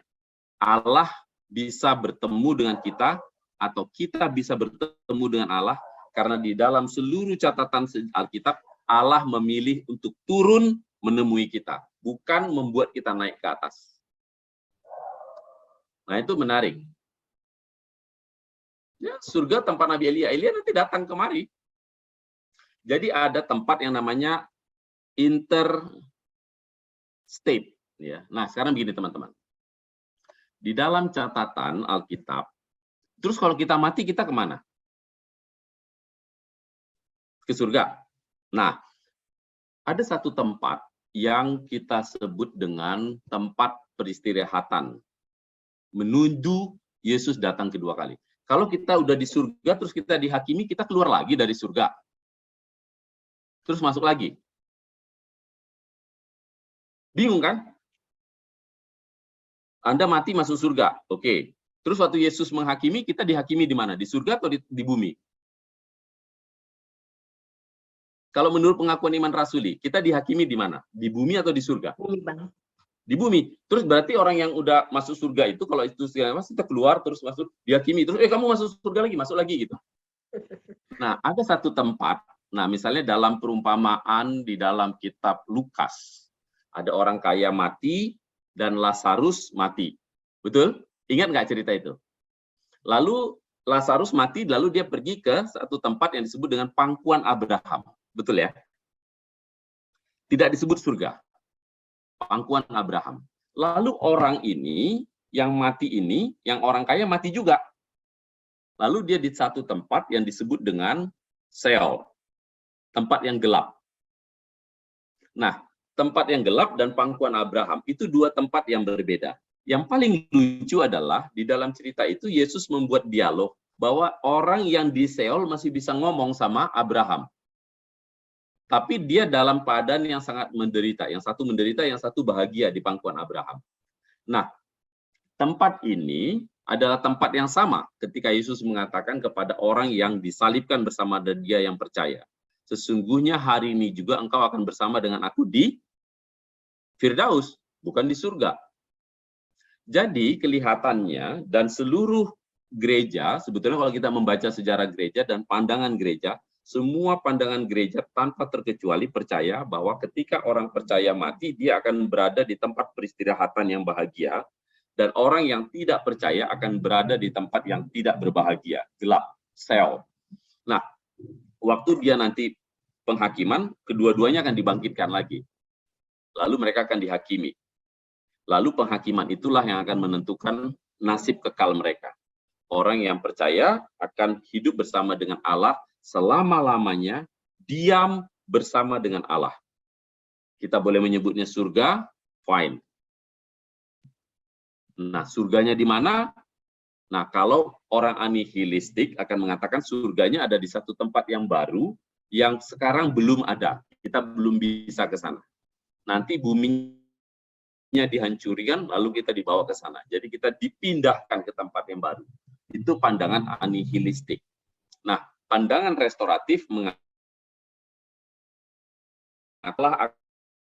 akan diam bersama dengan umatnya lagi di bumi yang baru.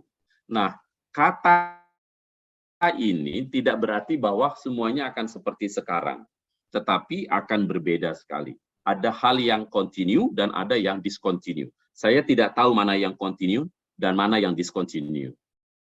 Kita tidak bisa pasti mengatakan, jadi ada orang tanya sama saya, kalau gitu apakah nanti di surga akan ada tukang bakso? Saya nggak tahu, saya bilang. Saya nggak tahu. Jadi kalau di situ nanti apakah kita akan ada di situ pekerjaan-pekerjaan? Kelihatannya mungkin ada. Karena ketika Allah menciptakan manusia, Allah menciptakan dia untuk bekerja sejak semula. Tapi pekerjaan yang tidak dibebani oleh efek daripada dosa. Seperti Adam bekerja sebelum jatuh dalam dosa. Jadi dia bekerja. Saya nggak tahu. Apakah persis seperti itu? Maybe. Maybe yes, maybe no. Nah, saya cuma sangat senang sekali menunggu hari itu tiba. Kalau hari itu tiba, kita akan senang. Nah, Saya pernah iseng sama teman saya bilang, bagaimana kalau kau salah? Saya bilang, kalau aku salah ya nggak apa-apa. Kita akan tetap, kalau aku salah, kita akan tetap sama-sama bersama dengan Allah. Yang aku sedihkan, saya bilang gini, kalau ternyata aku yang benar, kau nanti akan di kekekalan agak sedikit kecewa. Kalau aku, dia bilang, oh, tempat baru rupanya ya. Nah, kalau kau, ya ini juga. Nah, saya bilang, kamu rugi. Mentally, saya bilang, kamu yang rugi kalau kamu salah. Kalau aku yang salah, aku bilang, malah dapat tempat baru. Nah, gitu. Nah, kalau kamu yang salah, saya bilang, ya, kesini lagi. Nah, tuh saya bilang, terserah pilih kamu yang mana, saya bilang. Tapi yang pasti, apakah kita nanti akan ada di tempat yang baru atau di tempat yang sekarang, tempat itu ada satu ciri khasnya. Kita akan bersama-sama dengan Allah. Muka dengan muka, tidak ada hambatan lagi. Mau dimanapun itu, menurut saya, buat saya nggak masalah. Mau di tempat baru atau mau di tempat lama, sepanjang di situ ada Allah dan saya bisa bersekutu dengan Dia tanpa batas, menurut saya nggak akan punya komplain sama sekali. Saya kan berkata, makasih Tuhan. Udah syukur kali aku nggak masuk ke neraka. Mau dimanapun itu, mau di sini, mau di tempat baru. Karena harusnya saya nggak ada di tempat engkau berada. Saya harusnya berada di tempat yang engkau tidak ada. Karena itu adalah efek daripada dosa. Anugerahmu membuat saya ada bersama-sama dengan engkau. Jadi buat saya nggak terlalu pusing. Nah, hanya saja ada dua implikasi yang berbeda. Kalau kita percaya bahwa bumi ini akan dihancurkan, efek etikanya adalah kita cenderung tidak peduli terhadap perawatan bumi. Toh mau dihancurkan. Tapi orang-orang yang percaya restoratif akan mengatakan, loh, ini kan ciptaan yang diciptakan oleh Allah dengan penuh kasih sayang. Dia menciptakannya dengan kebaikannya. Maka sebaiknya kita pelihara juga. Nah, jadi etikanya akan berbeda antara orang yang percaya anihilistik dengan orang yang percaya restoratif. Begitu dia. Perbedaannya hanya ada di situ. Nah, kalau teman-teman punya waktu, saya mau kirim satu buku, tapi bukunya bahasa Inggris.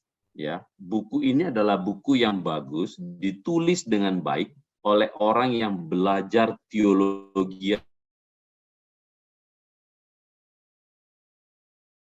dan Framing Creation. Ya. Nah, saya coba kirim di mana ya? Saya bisa kirim di sini nggak ya linknya ya? Wait, saya coba kirim. Mana dia bukunya? Creation Regain judulnya. Kayaknya bahas ini nggak cukup satu sesi, Bang. Kayaknya butuh sesi satu lagi nih. Iya, makanya. Takut saya kemarin waktu disuruh baca Wahyu satu kali. Nanti tuh. Saya senang kalau teman-teman mau kita berdiskusi lagi, saya senang ya. Jadi ini sebuah topik yang menarik ya untuk kita diskusikan ya. Sepanjang kita berdiskusi dengan nyaman ya, tanpa merasa ada tekanan yang menakutkan, nah itu enak itu berdiskusinya. Iya, ada pertanyaan lain nggak teman-teman? Iya, Bang, karena kadang kesan kita banyak belajar kitab Wahyu langsung takut. Jadi kita nggak cukup berani menurut ya. Sejauh ini ada banyak yang takut gitu. Jadi aku rasa perlu juga dengan berani belajar melihat, karena banyak kan yang bisa dieksplor di dalam gitu.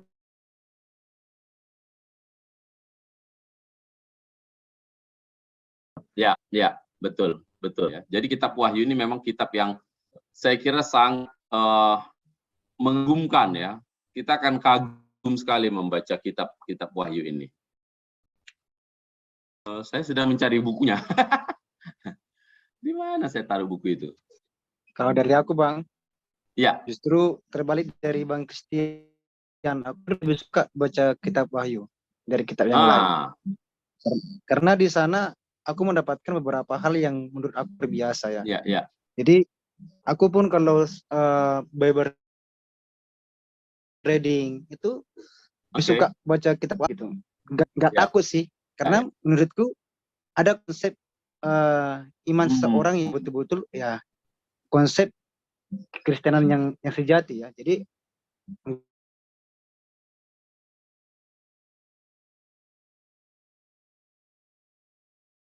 takut tentang surganya. Aku sama dengan abang. Ketika kita selamatkan itu satu syukur yang sangat luar biasa. Enggak mau tahu lah mau di yang pada apa namanya keputusan kita ya itu satu yang sangat luar biasa menurutku sih. Jadi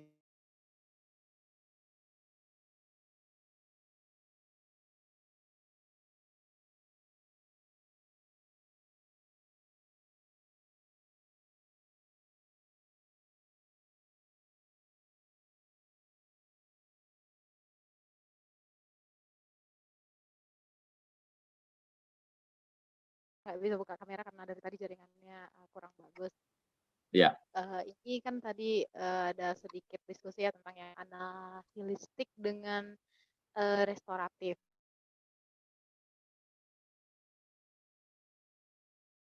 Kita nanti surga itu bakal datang ke bumi atau kita yang naik ke atas gitu. Nggak pernah juga sih berpikir saya mau milih yang mana dan saya berada di pihak yang mana gitu. Karena ini udah beberapa kali sih ngikutin tentang wahyu ini ya, dan rata-rata pembicaranya juga membahas seperti itu. Dan ini saya juga yang pembicara yang itu lebih yang ke pun buminya itu surga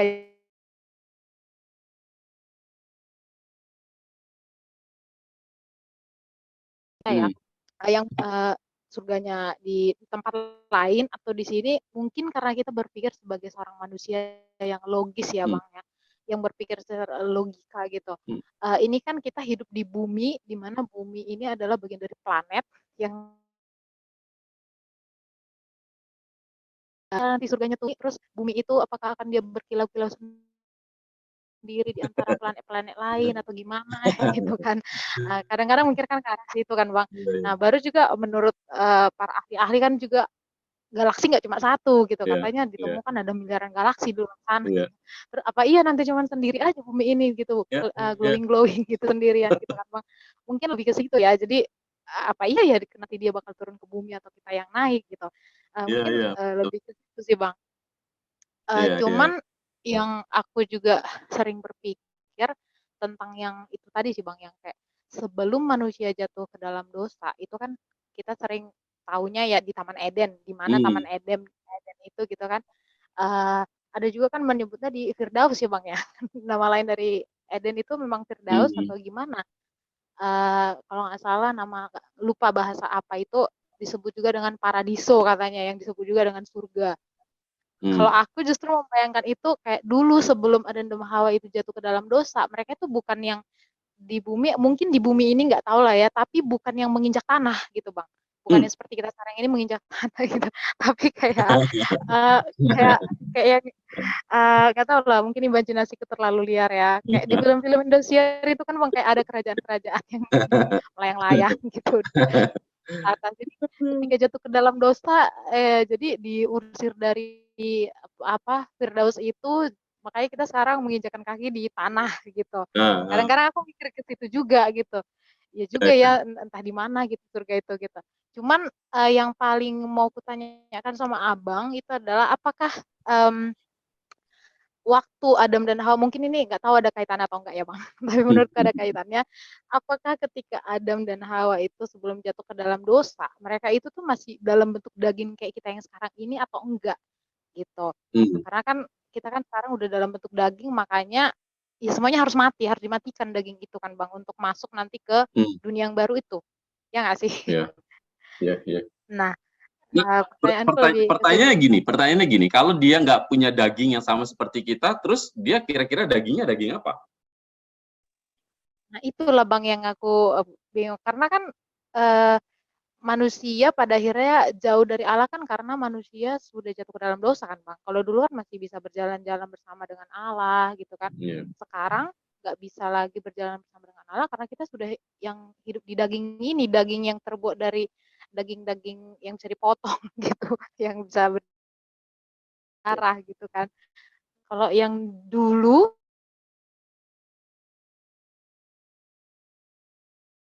sebelum mereka jatuh ke dalam dosa, justru aku mikirnya mungkin ada dagingnya.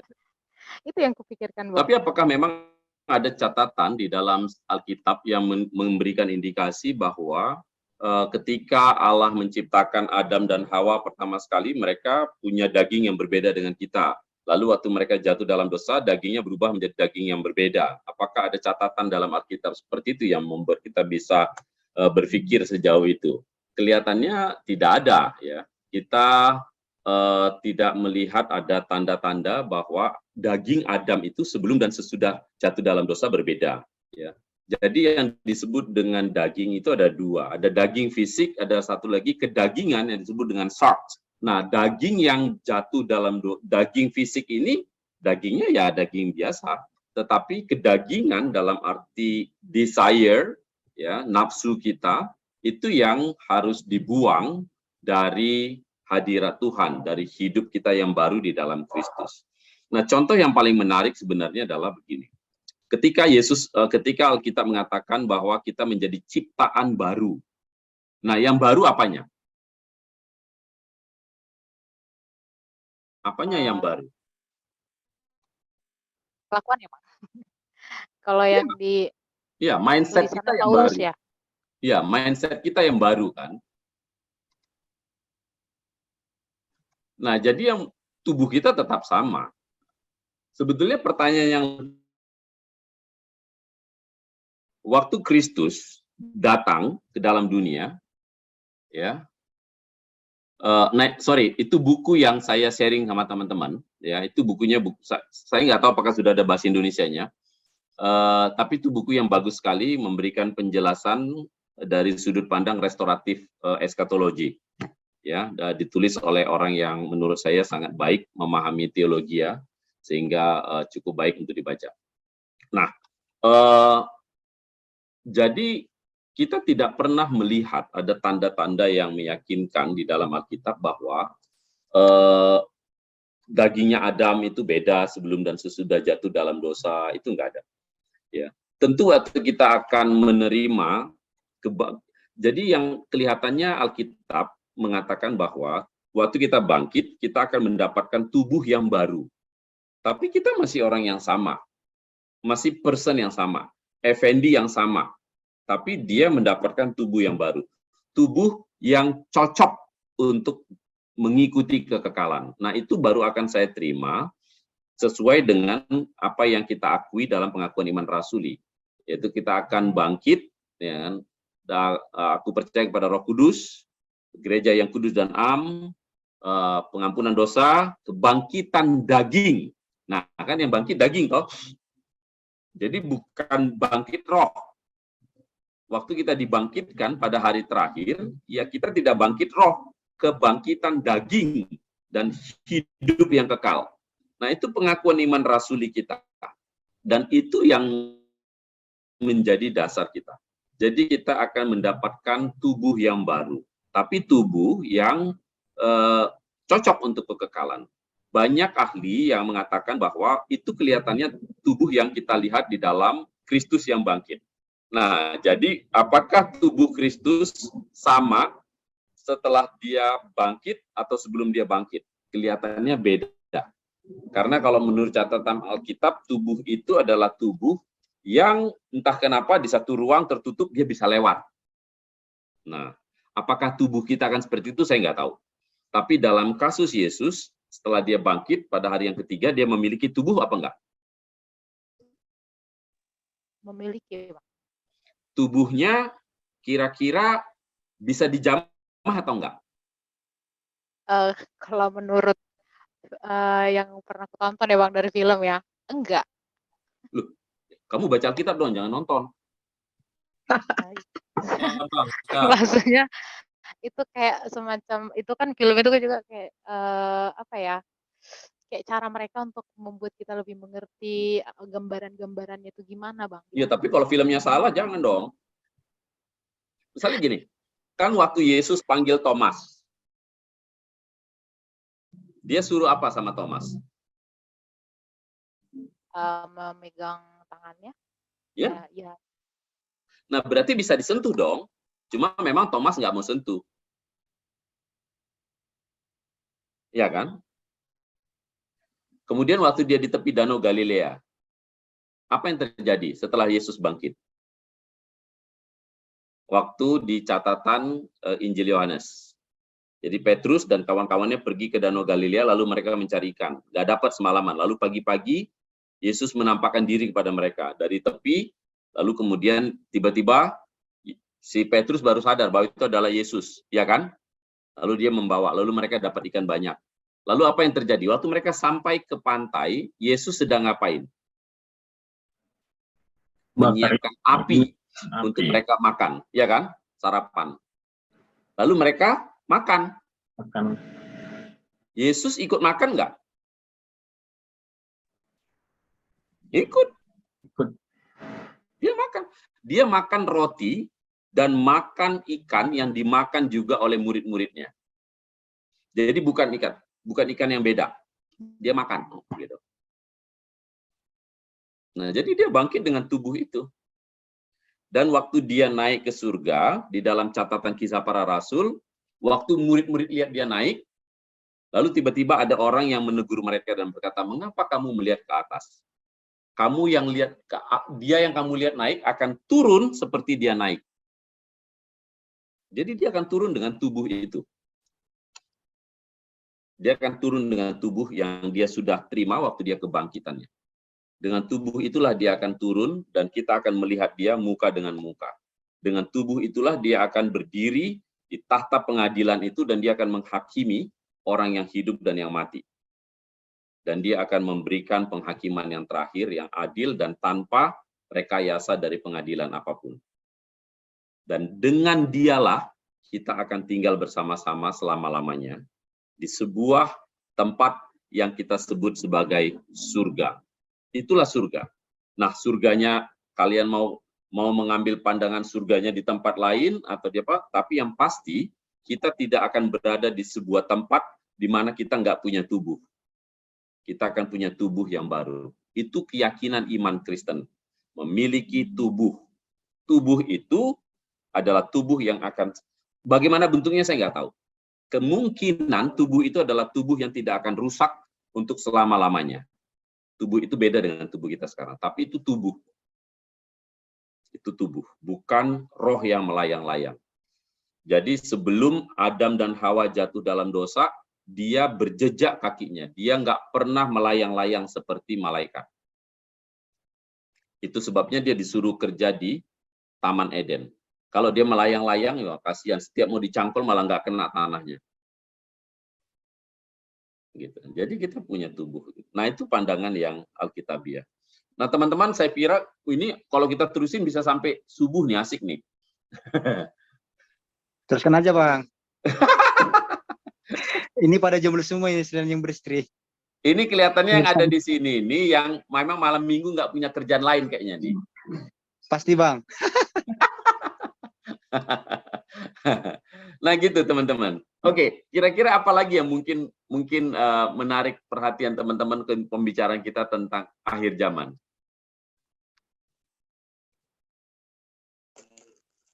Ya, ada dari Kak Mary Zaluku.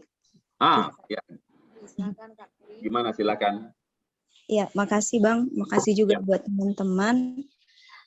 Menarik membicarakan masalah eskatologi, karena itu artinya bahwa pengharapan orang Kristen sebenarnya tidak sia-sia ya. Artinya memang surga itu nanti ada bagi orang-orang yang beriman dan berbuah.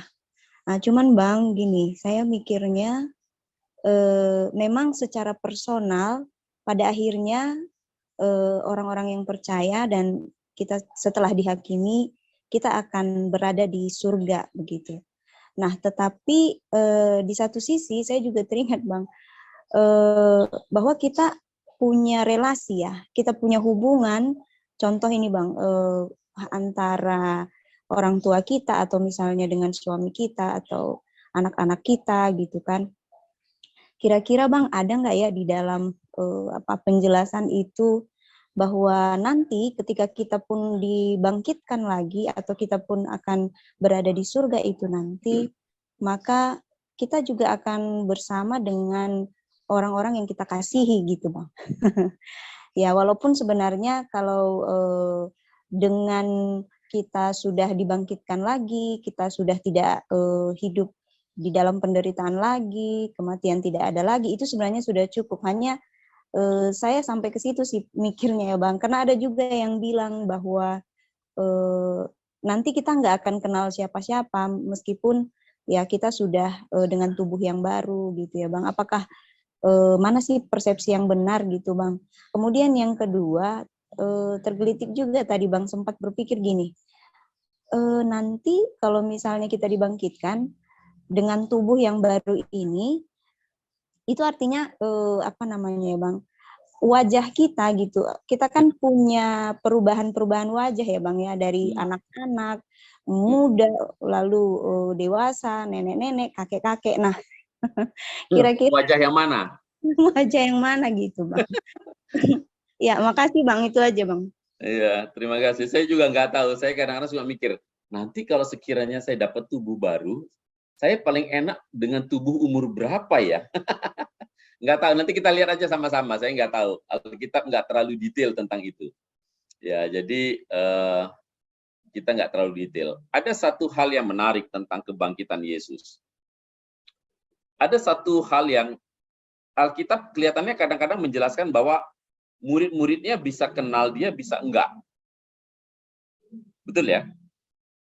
Dia berjalan nih dengan dua murid dari Emmaus, menuju Emmaus. Mereka udah jalan loh. Mereka nggak kenal.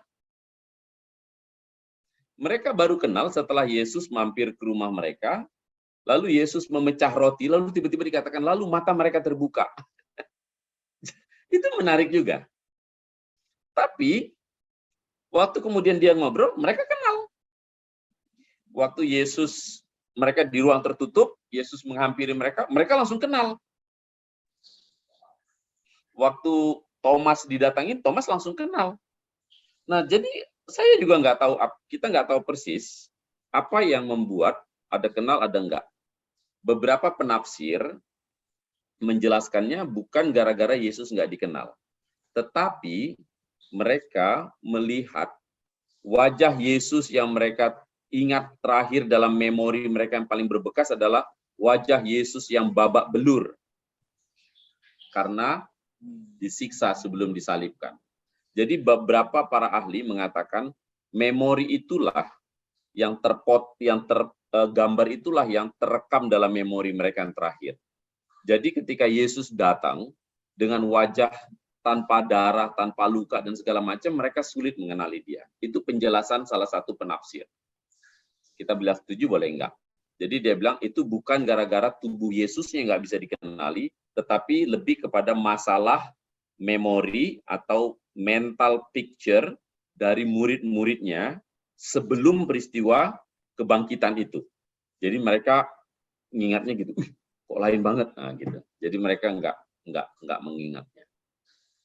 Nah, apakah kita bisa mengenal orang-orang yang kita kasihi? Nah, saya percaya, Alkitab juga nggak secara spesifik menjelaskan semua detail, ya. Hal yang paling menjengkelkan berbicara tentang ini adalah Alkitab nggak detail membicarakannya.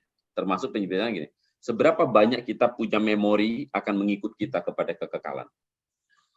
Kalau kita nggak punya memori sama sekali, lalu kita kepada kekekalan, what's the point untuk percaya kepada Yesus? Karena akhirnya kita bahkan tidak punya memori apapun, apakah kita pernah percaya kepada dia atau tidak. Ya kan? Jadi, saya datang ke sana terus memori saya sudah dihapus. Push! Gitu. Semua yang enak-enak saja, yang baik-baik saja. Maka menurut saya, menjalani kekekalan itu akan kurang rasa syukurnya kalau saya tidak punya memori bahwa saya pernah tersakiti, tetapi kemudian saya mensyukuri pengampunan Tuhan dan perdamaian saya dengan orang lain di dalam kekekalan itu. Ya kan? Kalau enggak saya bilang, nggak bisa. Hal yang paling menarik nanti adalah ada orang yang sangat kita benci, tapi kita ketemu dia di surga. Lalu kita bilang sama dia, bisa ya aku mencintaimu sekarang. Aku pernah membencimu. Sampai pengen kutikam kau 5 kali. Tapi aku sekarang bisa mengasihimu. Tanpa ada keinginan menyakitimu sedikit pun. Maka itu akan membuat kita mengatakan mensyukuri merayakan hidup baru bersama dengan Tuhan dalam kesempurnaan. Bukankah hidup baru itu salah satu ditandai dengan pengampunan dan rekonsiliasi? Tetapi di bumi ini, pengampunan dan rekonsiliasi kita tidak sempurna. Sekuat apapun kita mengampuni orang lain, ada kesakitan yang tetap berbekas dalam hati kita. Yang kalau kita ketemu dia, kita bisa klik lagi, dan kita bisa marah lagi sama dia. Nanti di surga saya kira, kita akan ketemu orang yang kita benci itu, tapi sama-sama percaya sama Tuhan. Lalu kita bisa berkata, aku nggak pernah menyangka bahwa pengampunan itu bisa sesempurna ini. Sampai aku nggak punya kemarahan sedikit pun lagi kepadamu. Nah, itu menurut saya hal yang kita akan syukuri nanti dalam kekekalan. Karena kalau enggak berarti kita ngeri kali lah kekekalan terus nggak bisa mengampuni setiap jumpa dia. Marah, udah gitu nggak mati-mati lagi dia. Dan kita pun nggak mati-mati. Apa nggak sial kita di surga kayak gitu? Iya. Nah, tapi apakah keluarga kita akan bersama dengan kita? Ya, kita cuma yang kita yakini adalah surga itu adalah tempat untuk orang-orang yang sudah mengalami karya anugerah Allah yang sempurna lewat penebusan Kristus. Tidak ada yang lain. Nah, jadi saya kira itu tadi saya bilang tadi. Jadi eskatologi itu juga adalah sebuah momen selebrasi di mana kita mensyukuri karya misiologis kita, karya ikut bersama dengan Tuhan di dalam karya-karya misinya. Jadi tidak akan ada perayaan besar kalau kita tidak punya motivasi yang kuat di dalam membagikan kabar baik tentunya semasa hidup kita sekarang. Itu sih. Oke Bang, siap Bang. Makasih Bang ya penjelasannya. Ya, saya serahkan kepada MC. Kalau kita mau lanjut sampai subuh, ayo. Paling kita tinggal ngocok kopi masing-masing. Iya Bang. Yang sempat panggil, ya mungkin harus masak Indomie lah yang sebagian ya kan. Tapi lebih enaknya tatap muka Bang kalau begitu. Biar sekalian sama-sama masak Indomie kita. Boleh diatur di secret atau di rumah siapa duduk-duduk. Kadang-kadang ngobrol-ngobrol begini lebih ringan tanpa Betul, Bang. harus ditempatkan di dalam konteks pembicaraan yang berat gitu ya. Jadi kita duduk tanya jawab dan kita bisa ketawa sama-sama, kita nggak ngerti, sama-sama nggak paham, tapi kita punya harapan-harapan, punya spekulasi-spekulasi dan fine. Ya. Saya pernah dosen saya waktu saya sekolah di seminari, dia juga percaya kepada restoratif. Ya, jadi dia bilang, bisa nggak kita kebayang bagaimana, saya membayangkan, dia bilang, bagaimana menjalani kekekalan nanti di sebuah zaman di mana zaman itu sudah sangat advance sekali. Gitu. Mungkin, dia bilang, hampir dia bilang gini, mungkin kita sudah bisa teleportasi antar planet. Ini iseng banget sih cara berpikirnya gitu kan. Tapi I don't know, kita nggak tahu. Kadang-kadang enak juga membiarkan imajinasi seperti itu, sehingga kita merasakan bahwa ada satu zaman, ada satu masa dalam hidup kita, di mana kita akan dengan semua the fullness of our potential for creativity, itu bisa hidup dengan baik di hadapan Allah. Bayangkan betapa hebatnya peradaban manusia yang dihasilkan oleh manusia-manusia berdosa ini. Kebayang nggak betapa luar biasanya sebuah peradaban yang dihasilkan oleh orang-orang yang sudah ditebus dan bebas dari dosa. Daya kreasinya saya nggak bisa bayangkan seperti apa. Dan tidak akan ada lagi di situ unsur kejahatan dan dosa.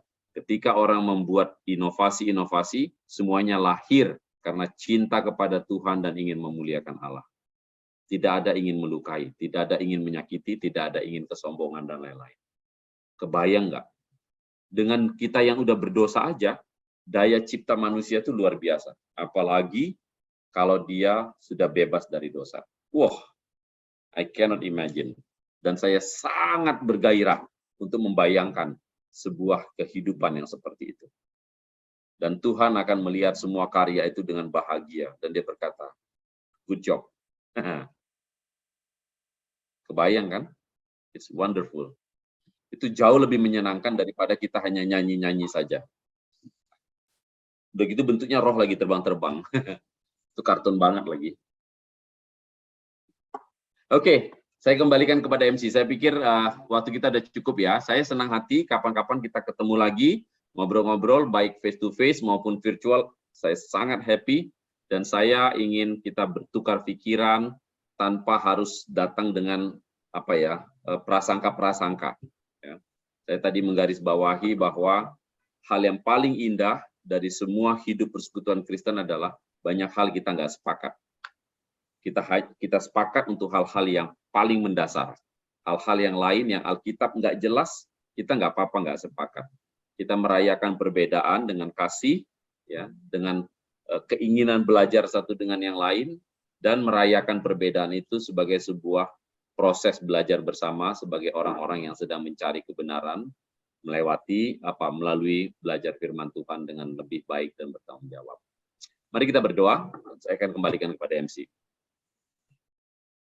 Bapak, terima kasih. Kami bersyukur karena Tuhan memberikan kepada kami sebuah pengharapan yang sangat besar melihat akhir zaman, melihat dan menantikan Tuhan datang kembali. Tuhan akan datang dengan semua kemuliaan Tuhan, dan kami akan menghampiri Engkau dengan rasa takjub dan rasa rendah hati, rasa tidak layak. Karena jikalau kami bisa kelak akan berdiri di hadirat-Mu ya Tuhan, semua itu semata-mata adalah karena anugerah-Mu. Seharusnya tidak ada seorang pun di antara kami yang boleh berdiri di hadapan tahta-Mu kelak. Tidak ada seorang pun di antara kami yang boleh bersama-sama dengan Engkau kelak di dalam kekekalan. Kami semua adalah orang-orang yang berdosa, tidak setia, dan sering tidak taat kepada Tuhan. Anugerah-Mu telah mengalahkan dosa atas hidup kami. Kiranya Tuhan akan terus menuntun kami hidup dengan penuh sukacita melayani Tuhan, mengikut Tuhan dengan setia, sambil menantikan Tuhan datang kembali. Dan kami akan bersama-sama dengan Tuhan di dalam kekekalan, di dalam tempat di mana Tuhan ada di tengah-tengah kami, dan kami ada bersama-sama dengan Tuhan selama-lamanya. Tuhan, terima kasih. Kami mengucap syukur untuk waktu belajar bersama-sama. Kami bersyukur untuk hal-hal yang kami tidak mengerti. Kami bersyukur untuk hal-hal yang Tuhan tidak jelaskan dengan semua terang benderang. Kiranya itu akan membuat kami terus mencari Tuhan dan mencari kebenaran-Mu ya Tuhan. Tolonglah kami. Kami bersyukur, memuji-Mu dan memuliakan-Mu demi nama Tuhan Yesus. Amin.